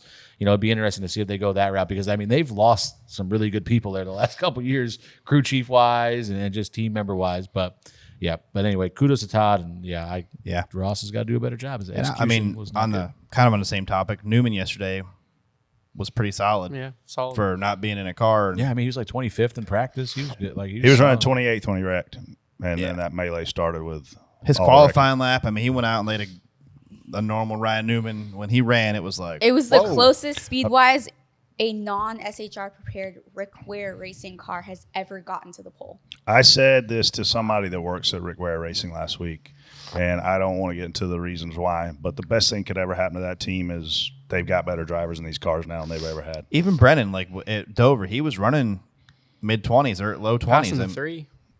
I mean, he was doing all right. Yeah. Oh my God, Cliff Daniels, shut your freaking laptop and go be a man. This dude complains so much week in and week out. You think he'd be driving the damn car, but no. Close your laptop and go talk to him. The pit box for Ross Chastain's right down the road. Like, just go do that. Additionally, holy crap, HMS. You have one driver with a freaking personality. You guys win the race, finish third, or in contention every damn week. And it's like, oh yeah, it was great. Oh yeah, oh yep, sure. Really happy to win. It's like there's drivers up and down this order with a better personality, and these guys are at the front every single week, and you put a microphone in front of their face and there's, oh well, yeah, it was good. Well, Tiff Daniels, Cliff's sister, Yeah. is in the studio. Should we get Yep. her a headset so she can hear what they just said about her brother? Look, man, these guys have to be professionals, and it's easy to want to go down there and whoop a man's ass. And you have to know you have the support of your organization if you do that. Like, I've been a part of organizations like Michael Waltrip Racing, where Brian Patty came over the radio and he said, we've had enough of that, and the whole team ran to the hauler. But if you don't have the support of your boss, of the manufacturer, and of all the other people being the sponsors, you can get in real big trouble throwing haymakers these How days. big's Phil? Ross's crew chief. I mean, is he a big guy? No. No. Still takes a lot of courage, though. I don't Walk think down they're there. gonna- Yeah, I mean, nobody's going to fight. Yeah. Ain't nobody going to go down there and say anything to McCall. The crew chief ain't going to go punch the driver. That's just. That'd be good. Yeah. Let Yeah. that be. Well, that'd be That'd into go that. well. I bet Cliff could probably throw down, though. I mean, I'm sure he could, but I'm going to tell you right now, like back in the day, Buddy Parrott, Tommy Baldwin, Todd Parrott. I could keep going. Them guys, they would go down there. Zippy and Tommy fought, didn't they? I wouldn't fight Tommy. Dude, my guy's like the Karate Kid. Nobody gonna fight my crew chief. I got into a fight with not a fight against Tommy, with Tommy in November. Like we were in a racetrack and we were in the middle of a 30-on-30 I've never brawl seen that. recently. Them karate kids. Wait a minute. What? How does this not make the show when that it was off season. happened? It was the week after the season ended. TJ's guy's a black belt in karate. The key to Yeah. them karate guys, you got to get your hands on them. But Matt's got long legs, so if he ever kicked you, it'd be. I don't think you want to mess with Who? him. Oh, McCall? Yeah. I'm not fighting. I used to do karate when I was a kid. Yeah. I don't think you want What to kind of fight karate McCarty. did he do? Because if it's Taekwondo, I ain't scared of Take Taekwondo. Taekwondo. Taekwondo. I don't know. Taekwondo. If it's jiu-jitsu, I ain't fucking with him. I don't care what karate is. I'm taking McCall over you. I don't care if it's No you know, yeah. Taekwondo, I ain't so Taekwondo. scared of. We're hunting. Take one buck. Oh, dude, did you hear the? Oh, I heard an announcer at some point say they referenced what were they doing? This guy is also a professional. Oh, it was like a pit crew guy was also a professional bow hunter, and they referenced that into being good at pit stuff. So Yeah, that's a lot of like. That's I don't know what it was. That's it was so something much like in that. common. Yeah. Who did that? I heard it like I was getting my radios out. It was on the loudspeakers. I cannot be the only person who's been scrolling through TikTok and the Savannah Bananas come up and the dancing umpire. And I know for sure I can't be the only one who's ever looked at that dancing umpire and gone, is that Freddie Kraft? Oh, God. Is he out here undercover? Or is this his doppelganger? Must be a really good looking son of a bitch. Nah, he's definitely out there undercover. I don't think Freddie's hips move like that umpire's. I I guarantee you that they do not. Until maybe I need some lubrication. If I get Oh God! if I get some swing Great. lube in me there, We went from banana What? hammocks Like- to lube. it's alcohol. That's what I'm talking about, Casey. Don't look at me like that. Brett's the one that started it. Freddie and Lube does not blend well in my mind. We went to a baseball game for my birthday a With couple lube? years ago, and talking about umpires. So we're at this baseball game, and we had been drinking all day, naturally. Got the hat on. And and it's me. Brett was with us. My best friend Rob from where I grew up. So we're down there. And we got this. Rob got these amazing seats, and we're back there. Free beer, which is the last thing we possibly needed. So about the third or fourth inning, I'm like, Brett got up and left, and I was that's not uncommon for Brett. Like he just goes off on a tangent sometimes. So I'm like, is anybody where the did Brett go? He's been gone for like an hour. Like I don't see him. Where's he at? So finally, Megan, who's probably the most sober of all of us, is Definitely. like, I found Brett. And I'm like, where? Because our seats are literally like probably 20, 30 rows behind home plate. And she's like, I found Brett. I go, where is he? She goes, look at the big screen. I go, oh my God. He is literally standing on the fence behind the catcher calling balls and strikes with the umpire. Like, and it's right on television. Like I'm like, oh my God. Now I'm looking down to see him because he's only like 10 rows in front of me. Like, and I'm like, holy shit. I'm like, get up here. Were you just copping the umpire? Or were you like trying to call? He was actually he was definitely not just agreeing with the umpire. I can promise you that much. But he's back there. Yes, So you're heckling. You know how mouthy I am, TJ. I wouldn't right dare. on the fence, I like wouldn't dare right move. up against the little net right there. Just I wouldn't dare mess with an umpire. oh my God, I'll never forget that. William Byron, 7 wins in his career, 3 this year, most ever. I would have thought he had more wins than 7. How about 100 wins for the 24? Yeah, that's big. I don't know. I feel like 7's a pretty good amount. It man. is. 1, 2, 3, 4, 5 years. Should have been 8 last year, Darlington. It's a 6-year, 7 wins. But 3 wins in a year that's a big number. Yeah. Especially we're early in the season.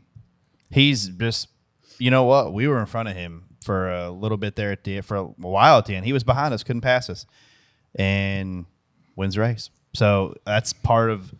He never gave up. Things went a certain way.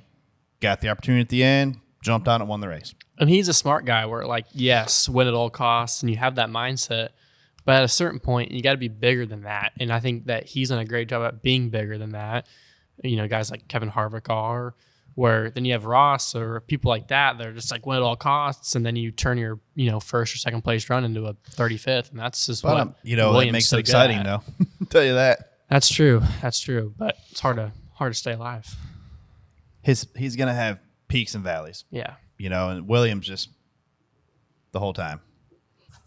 Today is gonna be the day that I'm finally gonna grow some balls.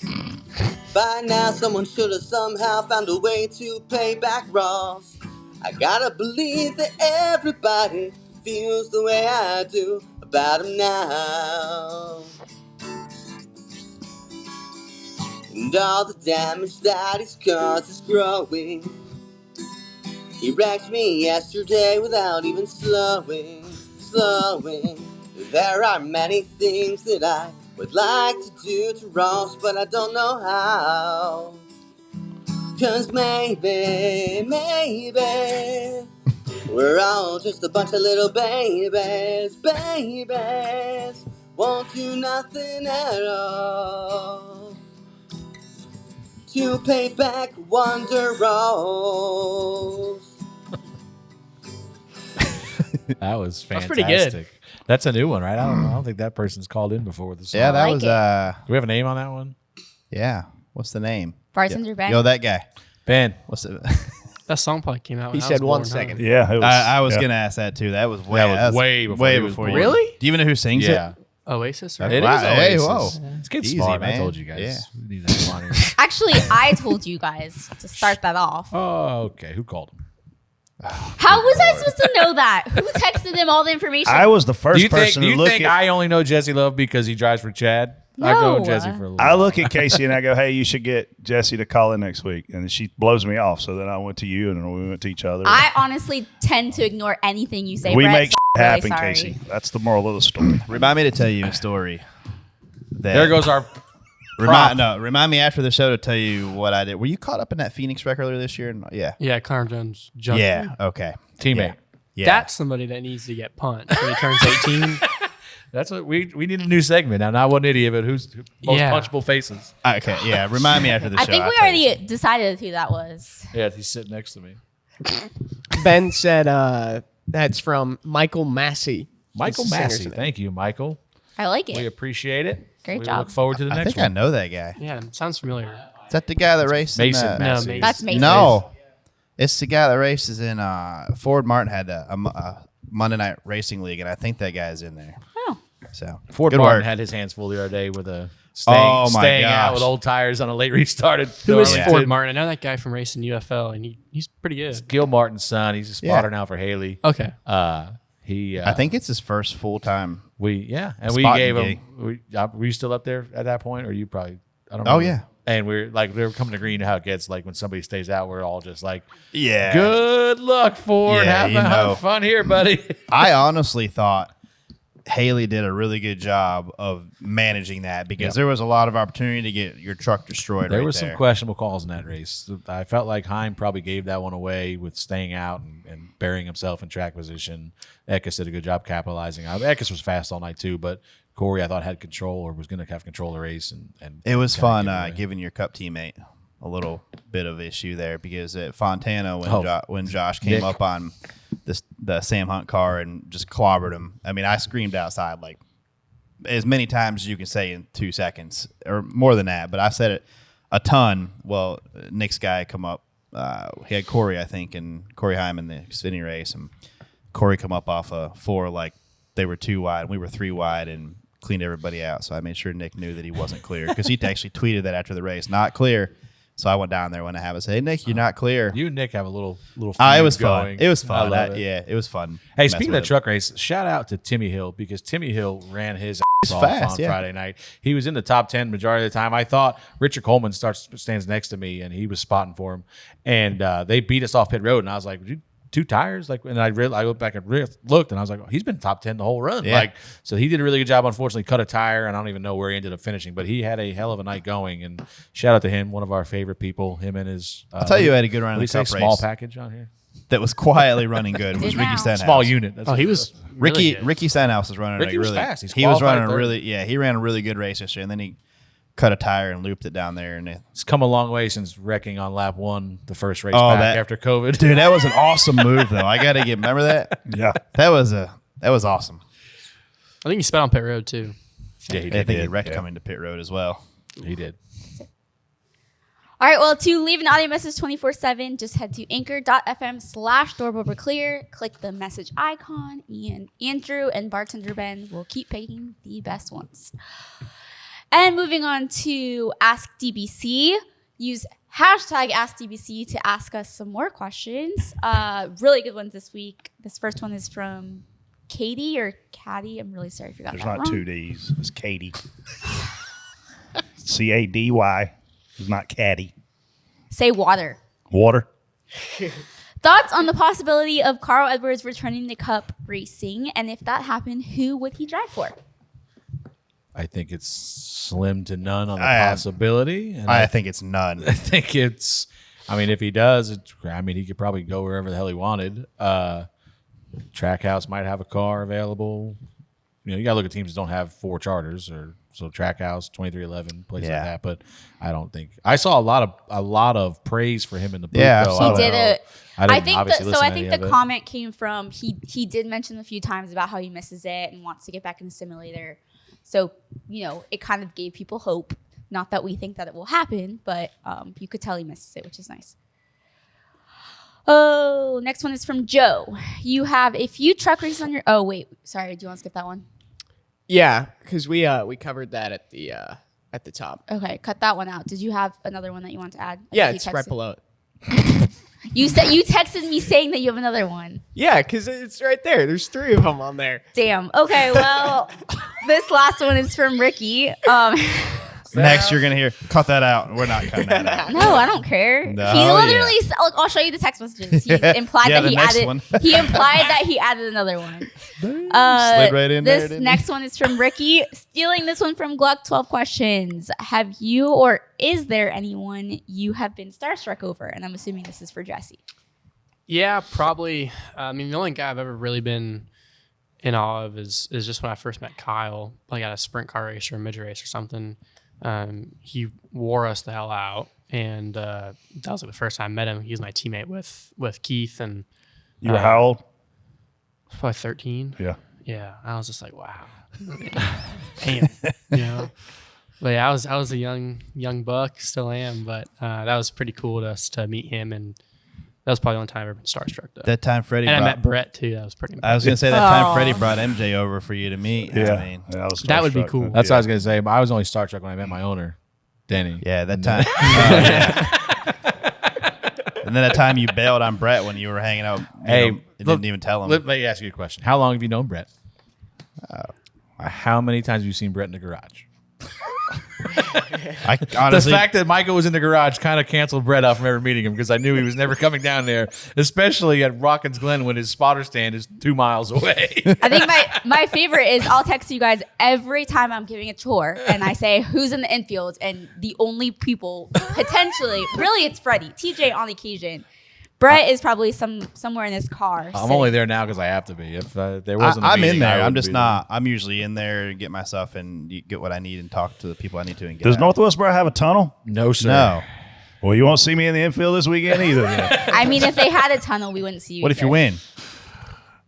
I'll be inside. I'll climb the fence. Have you been starstruck?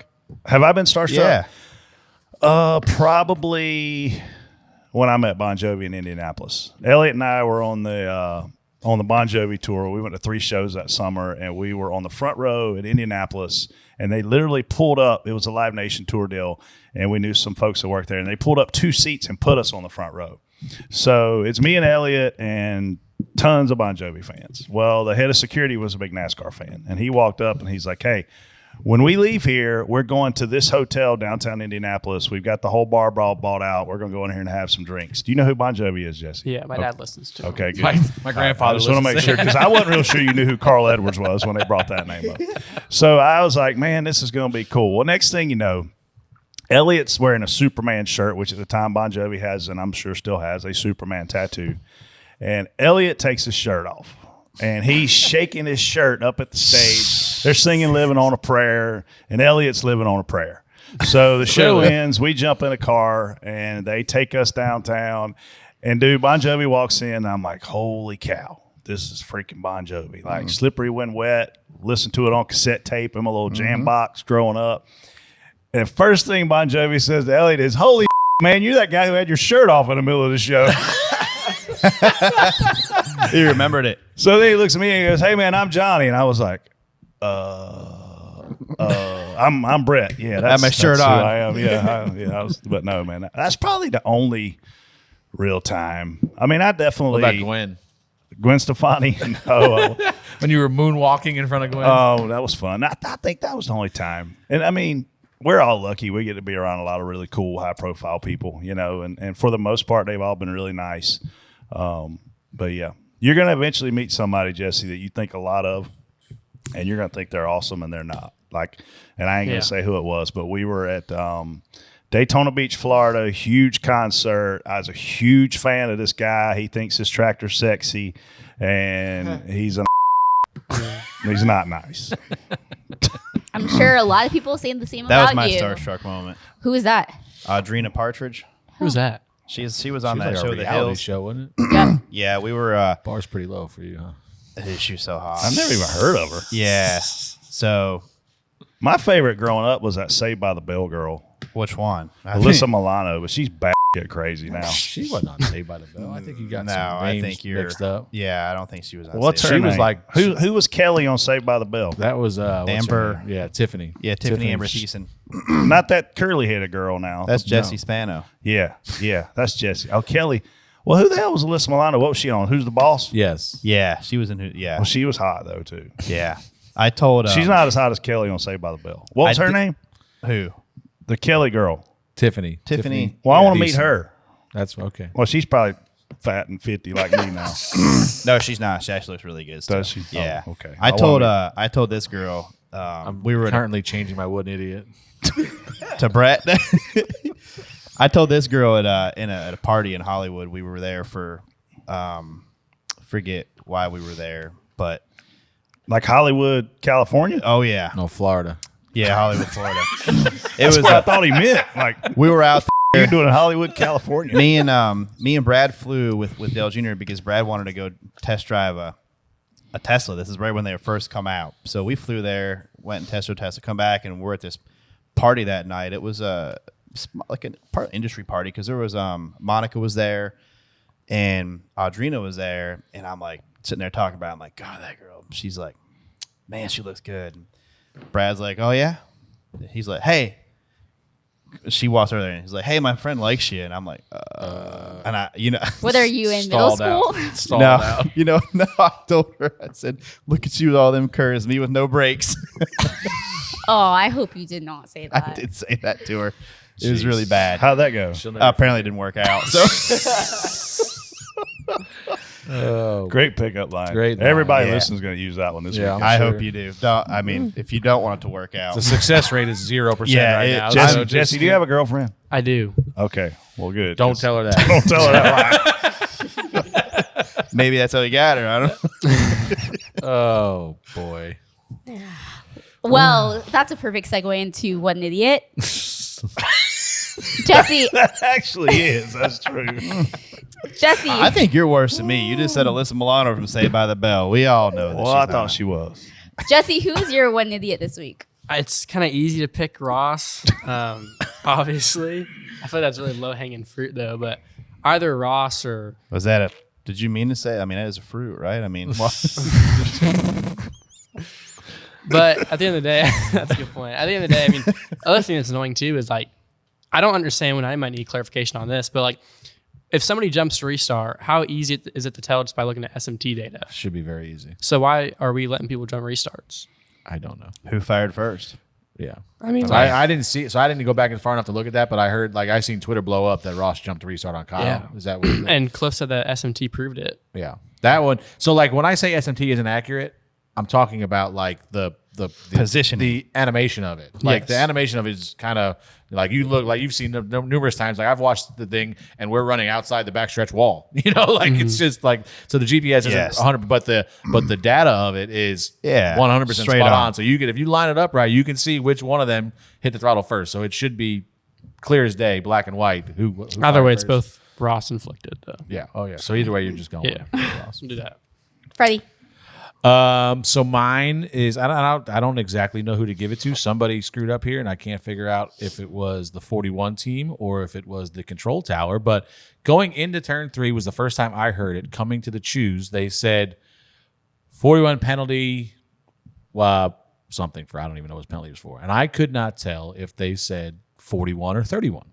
So I'm assuming, and I confirmed this with Bob because Bob said he didn't tweet it because he couldn't tell if they said 41 or 31, but it was a penalty, and they said, drop to the tail before the choose. Well, we choose, and they never mentioned it again. So I'm like, well, maybe sometimes they rescind the penalty and they don't hear about it. So we go through the whole choose. The 41 was right behind us, I think, he was right in front of us. So he chooses one way, we go the opposite way. We go around 1 and 2, and in the middle of the backstretch, they say, 41, you're a penalty car. You got to get out of there. So now you've let him choose on a green, white checker, or I think there's maybe 5 to go. Let him choose and then pull him out of the lineup and just move that entire line forward instead of re-choosing. Like, I get it. You don't want to waste laps, but if that's the case, you got to do a better job. If you call that 41 a penalty in turn 3, you better stay on him and make sure he doesn't affect the choose, because now Harrison Burton was the one that that slid up into his spot, and we had to pass him on the green, white checker because the rest of the runs, all them cautions, because he restarted in front of us, and we go back to timing lines, he was restarting in front of us, all of them off of a bogus call by NASCAR or the 41 not adhering to a rule. But I don't really blame the 41 because I couldn't tell clearly if it was the 41 or the 31 that got called out. And you're never voluntarily just going to go, hey, was it me that you wanted to go to the back? Or that's not going to happen. So you've got to make it clear as day and make sure it's done before the choose, because you ended up screwing up basically the second half of the field, who we all choose based on where everybody in front of us goes. And now if I'm choosing based off of where the 41 goes, and then you remove the 41 from the equation afterwards, that's unacceptable. Brett, or actually TJ, what are you looking at right now? SMT? Yeah. Is that your one idiot as well? No. I feel like we can't all have the same one, so gotta go with the Bonsai moving to 3 in the Xfinity race. That's great if you make it work, but Sheldon Creed? Yeah. Oh, that's bad. You gotta make it work. How close was he to making it work? No, he was not making it work. How was not? Well, I'm just saying maybe. No. I said maybe. My one idiot was going to be you two for last week for not pointing out the fact that Brandon McReynolds spots for Ross and manages Noah, because I would have wanted to know which side Brandon was on in the middle of the match. I wish he was down there. But since Freddie brought that up, then it was going to be Haley Deegan's crew chief for leaving her out there on old tires, because we've not seen anybody do anything that dumb since the they 11 did it too. Yeah, the 11 did it. Yeah. He was on older Mouth tires. dropped. I was like, what happened? I mean, it's just. I can't believe you're calling out your boy. Who is it? Rich. That's Rich. Rich, what the are you doing? You're smarter than that. My God. I hadn't seen anything this dumb since they did it to Cole Witt at Homestead. Rich, I still love you, but you are an idiot. But my last one is going to be, I just got a text message from our good friend Joel Edmonds. Oh, God. And Joel, he had a eventful weekend, sounds like. It sounds like he got fussed at, and then he had to go pee. And then anyway, but this has nothing to do with that. My good friend Joel sent me a picture of where it appears the spotter stand location is for North Wilkesboro. It appears that's not in an ideal spot for spotters. It doesn't matter where it's located. The height of it is going to be the problem. That's what I mean. It sounds like it's too low. It sounds like there are grandstand seats available that are higher than the spotter stand. Is that accurate? Yes. Okay. Well, how many cars are in the open? Do we know that answer, Andrew? How many guys are locked into the All-Star race? 18, probably 20? 18, 20, I would say. Yeah, so I'm in the open race, and I know you guys like to get up there and mark your spots. Just make sure I got somewhere to stand. TJ's got a plan. Oh, what's his plan? No, I mean, I'm working on it. We're working on a plan. I need to get it done like today, by tomorrow. Is there room enough for how many people can stand on the spotter I don't stand? know about the room. I'm just working on. They're supposed to be adding. Yeah. So what is your plan? I'd like to hear. No, just figuring out like stopping the supposedly like last week guys that don't spot in the Cup Series go up there and mark everything off. So that just isn't right. I mean, well, there's a very easy fix to that. You realize that? We had it fixed years ago. We're working on that. We had it fixed years ago until some of the motorhome drivers who spot get there 4 days before everybody else, or they know PR people at the racetrack, and the PR people at the racetrack even go mark their spots off. All you got to do is pick your spot based on where you qualify. But does he cheat? Since he'll be there what, tomorrow? He'll be there Wednesday? Tuesday. Yeah. How do you cheat when it's already done? You know what I mean? Like, all you got to do is pick based on qualifying. Easy fix. we got a better system than that, I think. What's your system? I've asked you Based, 3 times. based on seniority. Yeah, like you got how many years have you spotted Cup full time? Technically, take away a few. 24, probably 23. I don't So know. if you have 23 years spotting Cup, Yeah. you get 23. It's like the NBA. You get 23 balls in the pool. Yeah. And, guys that have one in there, but they still have a chance. You know what I mean? Like that's the most fair way of So who are you talking to make this happen? just asking the group. We just do it ourselves. Like nobody tells us Yeah. where to stand on the roof. So Yeah, we but just do it amongst we're just trying ourselves. to prevent the getting there on a Monday or the week before Like process. I'm gonna be there Tuesday. I'm gonna be there tomorrow. So if I Yeah. really wanted to, I can mark off the whole spot. Well, you can only take has been marked off yet that's already. true. You know what I mean? But why? Like, it's just dumb. But we're working on a way to. I think please you just everybody. pick based on where you qualify every week. It's fair. If your car sucks, and I don't mean anything by this, but if I've been there 25 years and I spot for BJ McLeod, I shouldn't have the best spot on the spotter stand. So you're saying you want to redo all the spots? at all I'm the saying tracks? if it's listen, we there's very few places on the road where we have a problem. Do you agree with that? this is Well, it's new. just This new- is it's for just like new newsstands stands only. is We're all. not doing this every week. I so. mean, the Talladega newsstand was somewhat of a problem. It's too damn little. Yeah, it's too narrow. It is too narrow. It's way too little. it's high enough. It's high enough. Well, is it? Well, yeah. I mean, it's not. It's better than it It's was. better than it was. Anyway, when you go to a new place, when you go somewhere where it's not, quote, established, then I think you should just pick on where you qualify. Speed wins. The Derby. When we go to the Snowball Derby, you line up. You stand in your car number. Car number, yeah. That's it. Car number 1. Unless you're Ooh. Herm. Herm somehow finagled his way to the front row. He got him to flip it this year because he's always the 91 Majeski, and he was always like the back far right corner. And this year, all of a sudden, we get there, and he's I tell him to put a little negative sign in front of mine, like negative 91. That's lower than 1. That's what I told Krause. I said, we're going to change our number to 00 for the rest of our lives here. But what do you think? negative 00. Yeah. What do you think about North Wilkesboro, Jesse? What do you think about us going back there? I know you're obviously young. We've not raced there in your lifetime. What do you think? Yeah, it's obviously way before my time, but I've always found the history of the sport to be really cool, and I love that part of these podcasts and Dale Jr.'s deal and all that stuff, just to learn about it. And I think North Wilkesboro is good for the sport. Obviously, it kind of captures. Everybody says they want what it used to be. Well, here you go as far as racetrack and vibes go. They did a good job preserving the surface of it to where it's not completely repaved. But I think it's good. I don't see why it would be bad. I guess there's going to be a lot of fall off, which is good. And I think it should put on pretty good racing. Hopefully it can be a place that they can actually continue to go back to. But all in all, I don't see any reason why it wouldn't be great. But how does it, as a driver, but also as a crew chief for a team, how do you prepare for a race that has never really happened in that long? I mean, there's certain things that you just go do, right? Like for Kansas, right? My prep, never been to a mile and a half, but until then, and I just did the TRD sim for a few hours, and then you just kind of show up and you just do it, right? You can't really overthink it, especially at a place like North Wilkesboro. You're going to watch your film to know how it moves around, if there's a different lane here or there. But at the end of the day, like, that's just a place where you just have to kind of let your natural ability do the talking as far as your speed and make the right decisions on the racetrack. So luckily that's a place with, enough character to make it challenging, where you do need to watch some film, but it's such a short track that there's not a whole lot to it, like you would see at a plate track. Where when I went to Talladega, like, I was on the roof every day at Daytona as well, learning about how to time passes and things like that. That prep's a lot harder than it will be for guys going to North Wilkesboro.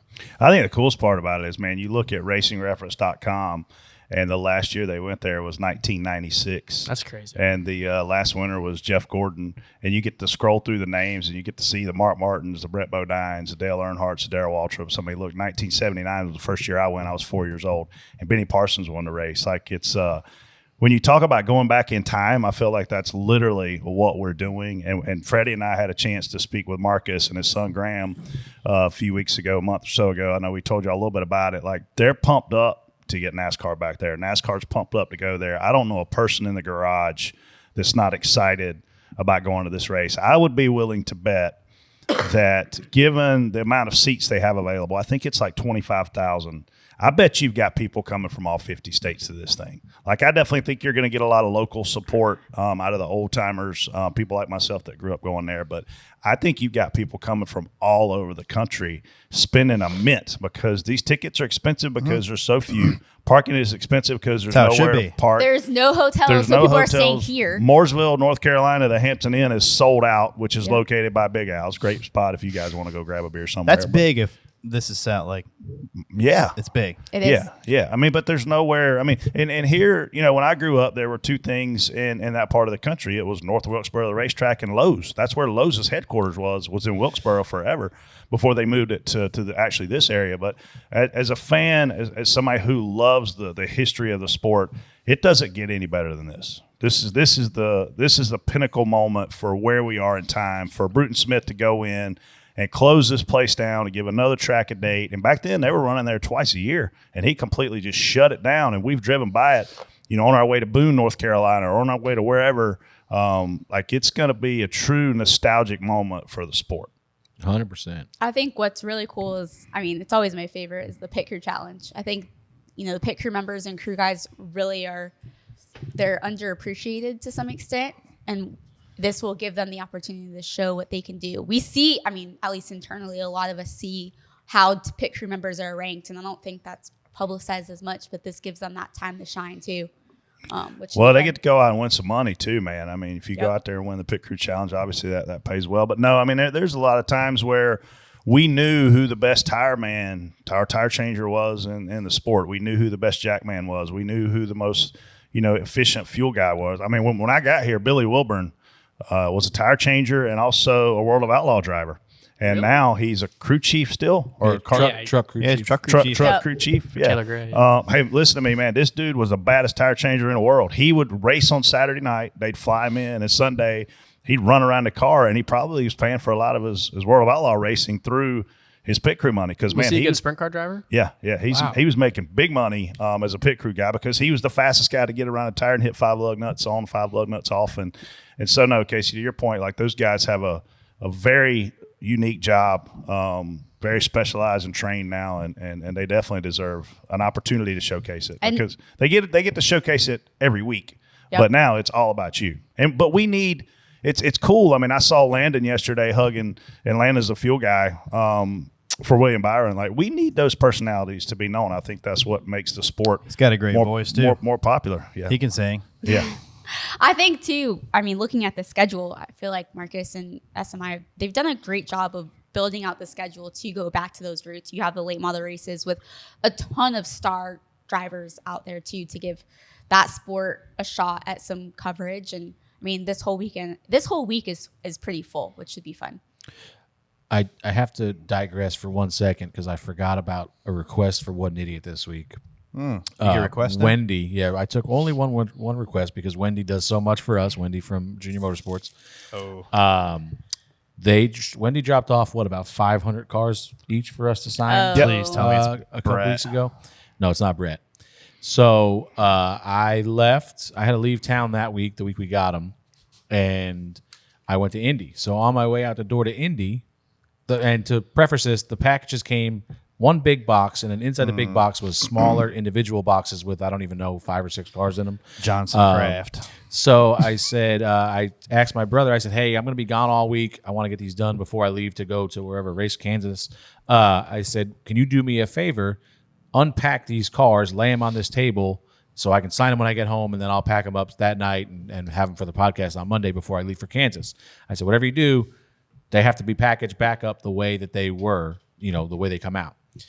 So I get home from Indy and I go to sign them, and I realize that there's no little boxes. I can't find them. I said, John, what'd you do with the smaller boxes? He's like, well, they were a lot easier to get out of the box when I ripped the side of the box off. So I just did that, and I said, I guess you forgot that I said we needed the same. So then poor Wendy now has, I don't even know, 40 boxes on the way from Racing USA that she's got to repackage everything. So she asked me kindly to just make sure I call John what an idiot for the rest of the season, I think. So, Wendy, here you go. Why John, don't you just have John John's come an over and idiot. package them?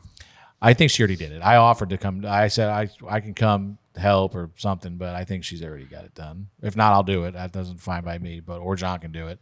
But yeah, John, as normal, John can be an idiot. So racing all weekend North Wilkesboro. What's this cup race going to be like? What do we expect?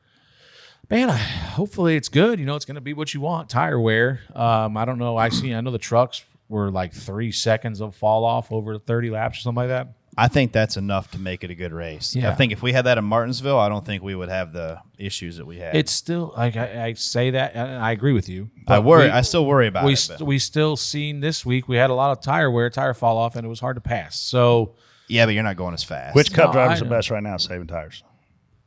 I can't tell you because I'm going to Kevin Harvick, probably, in my opinion. I think Harvick. Harvick's just smooth, man. Like he's 1 or 2 spots a run. He'll just take what's given. That's how he got up there. Then how important is Arrow going to be here? That's my question. Hopefully not very, but I bet it is. You wouldn't think it was in Martinsville either, but yeah.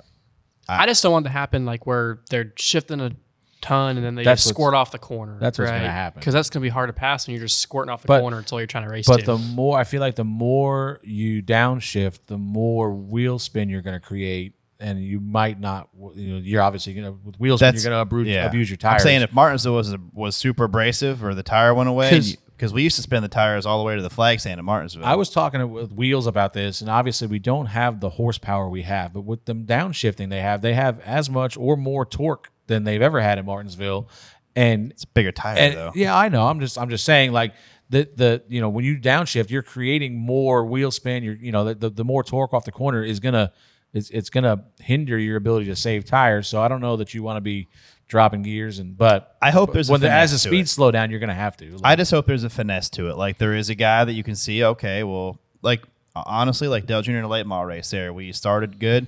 Fell back to like 10th, and then he ended up driving all the way back to 3rd. If there was we weren't going to run the leader down because we had to drive through so many guys, but it was nice to be able to see somebody save tires purposely and drive past guys.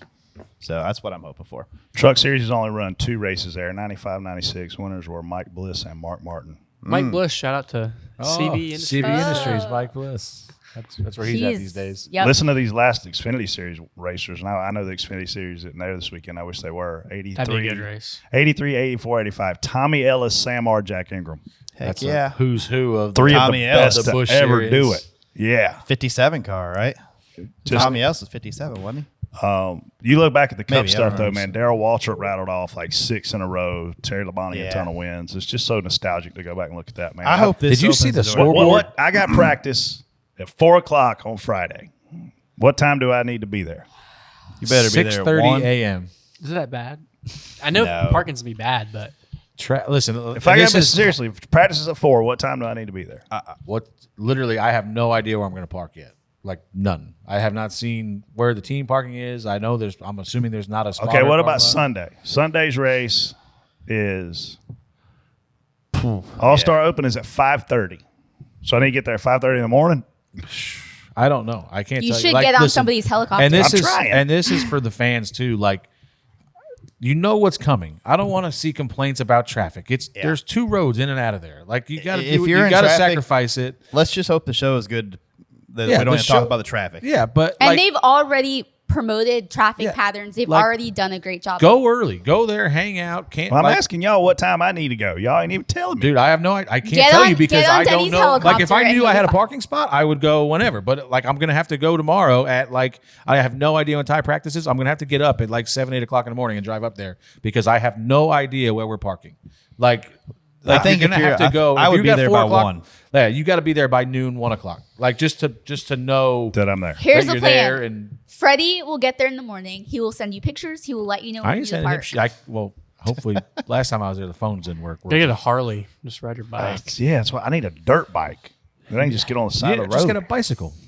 I have a Ride your bicycle. scooter. I got like a fold up bicycle. one. Just ride that up. It Can you hurts imagine my ass, Brett? though. Oh, Skin tight Okay, suit. we are way off topic here. Let's move on to We're DVC trying to help picks. people figure out how they're going to get there. By Casey. talking about you on the leave bicycle. early. That's all I can tell you is leave early. Give yourself plenty of time so that you're not complaining that traffic Yeah. caused you to miss the start of the race. That is for you, And Brett. racing starts tomorrow. Yes. Tomorrow, ASA race, super late models, then cars, pro late model and late model stock Yep. race on Wednesday. Thank God there's a day off on Friday because I can take a day off. Well, And then Friday's go when we got race- practice. No, Thursday. I'm sorry. Thursday Oh. day off. Yeah, Friday. you're not off Friday. And I Friday's think I saw practice. Friday the open cars and cup cars or the all-star cars are all practicing Yes, together. same time. Yeah, Yep. And then you guys are running heat races. Saturday. we're Saturday running after the races. truck race. Wow. That'll set the tone. Great format. Do you run heat? Does open Open cars does don't? not run heat race. So they just go off a pit stop? I think they just I don't know. I think it's just pit stop. I don't think there is qualifying. I don't know. Oh. I didn't. I read a little. I mean, bit I of know that, there's not finished it. qualifying for the All Star race. I just except for the heat races. But Yeah. Yeah. I would assume you just line up off pit stops. Well, it's going to be fun. Jesse, you got a busy week. These guys got. I'm going to Florida. You I'm racing? going to Are you racing anything this week? Yeah, Millbridge, and then I leave the No, I'm next talking morning. about you're not Yeah. running Wilkesboro. No. I go to a sugarcane farm tomorrow in Fort Lauderdale. Oh, that's and where then I'm I from. go to a sweet corn Maybe farm. you'll get sweet. But I don't for a land till change. Friday morning. That's what I'm trying to figure out. Well, you better go straight there from Friday morning. All right. DVC picks. TJ won with William Byron. Congrats, TJ. We are You're on picking fire. for Wilkesboro. Well, I was trying to get Jesse to tell me who he thought was going to say tires best. He said Kevin Harvick. And I like Kevin Harvick as a pick, but I don't know how much speed those Fords are going to have. It makes me nervous. So I'm going to go with a guy that's the fastest guy in the field. And if he burns his shit up, he just burns it up. Kyle Larson. I would not answer your question because I was 100% picking Kevin Harvick, and Jesse hit the nail on the head. I think he is the best. We've seen him for years at places like Atlanta. He is the king of taking care of his stuff and making it work. So I'm taking Kevin Harvick.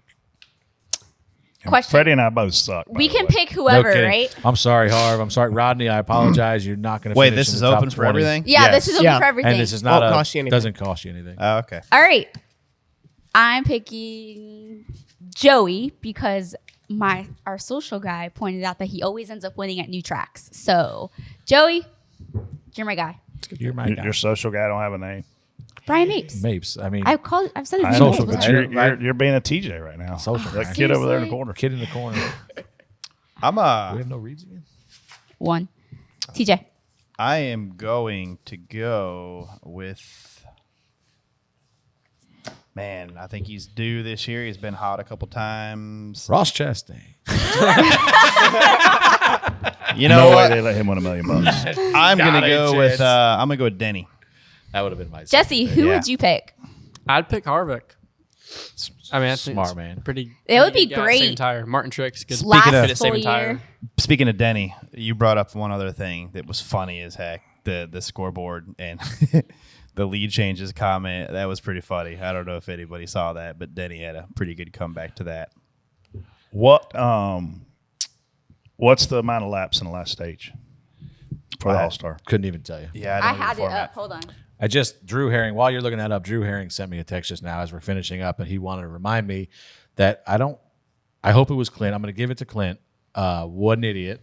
×2 again. This was back-to-back weeks for him because we're getting ready to do our pit road run, and TV starts interviewing Truex, and we switch lights on pit road at Darlington because you're in a corner for the first 7 or 8 pit stalls, and then you come straight. You get straightened out, go the straightaway. So you run different lights because they measure like around the bottom, and they couldn't change their lights because Martin's talking to Clint on the radio, so Drew can't tell him where to change lights, and we ended up passing them on the pit road roll, so it screwed up their first couple segments of the whole pit road roll. So I thought that was funny. Drew's freaking out the whole time, it seemed like, but yeah. So while you got it, Case. Yeah. I'll start. Oh, sorry. I actually don't have it. Just I think it's a 100 lap round of finishing. Ooh, that's a bunch. I'm pretty sure like it's it. just the race is 200 laps split into 2 even sections where it's a 100 to start, competition caution around that time, and then you get 100 to finish. Which is enough. Like that's good because you'll have to hopefully manage your stuff. Yeah. Perfect How amount many of time. sets do you get tires? I think I Just think that you one get break. to put one at. That's good. That's how it should Oh be. yeah. Oh, wow. I think it's like not. I think you get So the you first stu- 100, then you put tires on, you go another 100. So you're only on one set. I think so. I hope so. I'm sure you have another set laying for a flat, but probably don't get to just I hope it's like you can't change. Yeah. Well, I mean, I guess you could change. Well, it. if there's There's got to be more than one set. Should teams be able to run whatever they brung this weekend? What do you mean? Yes, just like you. No talked about. tech. No tech. Safety tech, and that's it. I mean, you gotta Why not? man. Who cares? Look you at this know? driver light let up. it eat. Run what you brung. Have one of them big wings like they run it at out west, Midwest, like I forget what track that is, where they run try to run the fastest lap. I want to say yes because I think it'd be fun, but the you would spend $1 million. I was gonna say the amount of money that they You would spend, start spending $1 million just to run you spend this. $10 million Yeah. to win one. Yeah, Who gets the fan vote? You're still buying the body from the same spot. I don't. Just saying. The fan vote. Who's the most popular guy not in it? I don't know. Like Noah comes to mind right away. I'm gonna go ahead and tell you, if Noah goes down there at Kansas and swings first, he's probably winning the fan. Noah hurt his chances at the fan vote because of what happened in Kansas. I think. Really? Oh yeah, yeah. Who else? I don't know who's not in it. You went down there to solve the problem, and then you. The best thing ever was it last year? No, yeah, last year. They run the Open, and I'm standing next to Brett, and Brett was not going to make the race. So like with a lap or two to go, he starts getting himself in position to hightail it for the plane, and checkered flag falls. Brett radios go instantly in his bag, headset down. I'm on my phone, just f***ing off next to him. I go, "Damn, Brett, you won the fan vote." And the look he gave me looked like looked like John killed his other hamster. Like he's like, I was like, I'm just fucking around. Like I'm just kidding. Listen, to my knowledge, it did freak me out momentarily. I was like, F off. This better not be true. But to my knowledge, and this could be wrong, Michael Waltrip came out of the Open and went on to win the All-Star race. Casey Kane won the fan vote and went on to win the All-Star race. There's no way in hell somebody is coming out of this Open and going to win this race, because they're going to get them heat races the night before, and they're going to know more than you know. And I realize you're going to say, oh, well, they get to race right before the race. No. It ain't going to be the same. So I think that, look, it's cool to win the fan vote. It's cool to get the transfer. But I don't see anybody with a chance of hell of coming out of this Open and winning the All-Star. But they probably said the same thing about Michael that Somebody year, did it recently too. I think he did it in like 96. Yeah. There's a chance, though. I mean, There's a chance. it's hard. It's going to be hard. I want to say maybe Larson. Somebody did it recently that came out of the Open within like the last 5 or 6 years, but it was at Charlotte, I think. Sam Horsch almost did it one year, didn't he? He like the first guy I found about. So he brought a car that would come down the straightaway, Jesse, and it was yawed out like this coming out. I watched a video on that like the other night. I keyed up his first lap on track for practice. I keyed up to say the 77 is spinning in front of you, and I'm like, he's just crabbing. And they hammered that car. And that was they the were like, first person to figure it out, right? yes, that whole. I mean, you're talking in full blown skew mode. Yeah, it was nuts. It was like 2 feet further to the right and the rear than it was. I remember seeing it coming out of four, and I'm like, spin it. Never mind. That's awesome. Yeah, no, but again, run what you brung. I love that. That's what I mean. I don't mean trick the body way out. Like I mean, literally, let's let these guys have fun. They're in such a tight box right now. Kyle, I'm sorry, go ahead. Go ahead. No, you go ahead. Oh, I was just going to say Kyle Larson's the only driver to have won the Open and the All-Star race in 2019. Wow. 2019. See, it wasn't that long ago. Where was that at? Charlotte. Yeah. Awesome. Well, it's going to be a fun weekend. Thank you guys for listening. Jesse Love, thanks for coming on the show today. Quickly, pleasure. Thank before we take off, I did want to say shout out. I met a young man named Wyatt, who I think knows Casey, or Casey may know. He's from, get this, he tells me yesterday, I said, where are you guys from? He says, Greenwood, South Carolina. And I said, no shit. Like we were just talking about my cousin's a baseball coach down there, and one of Brett's good friends plays at was it Lander University? Yeah. Or Lander College, I don't know. And I was like, I've never heard of that before. Brett told me. I thought he meant Greenville when he texted me the first time, and then they're like, no, we're from Greenwood. I said, that must be a booming metropolis, because me and Brett were coming to visit. But so it was nice to meet them. They were awesome. Got to spend a couple minutes with them in the garage, and then just wanted to give a shout out, or I shouldn't say shout out. Just thinking about the Latch family, Dakota. I never had the pleasure of meeting Dakota, but I could tell just from the amount of support he got. I mean, I've seen him at the racetrack. I know he touched a lot of people in our sport. Just the outpouring of support for them this week. Unfortunately, Dakota passed away. So just thinking about them, and keep a good thought for them. But yeah, we'll see everybody this week at North Wilkesboro. We out. See ya. Have a great week.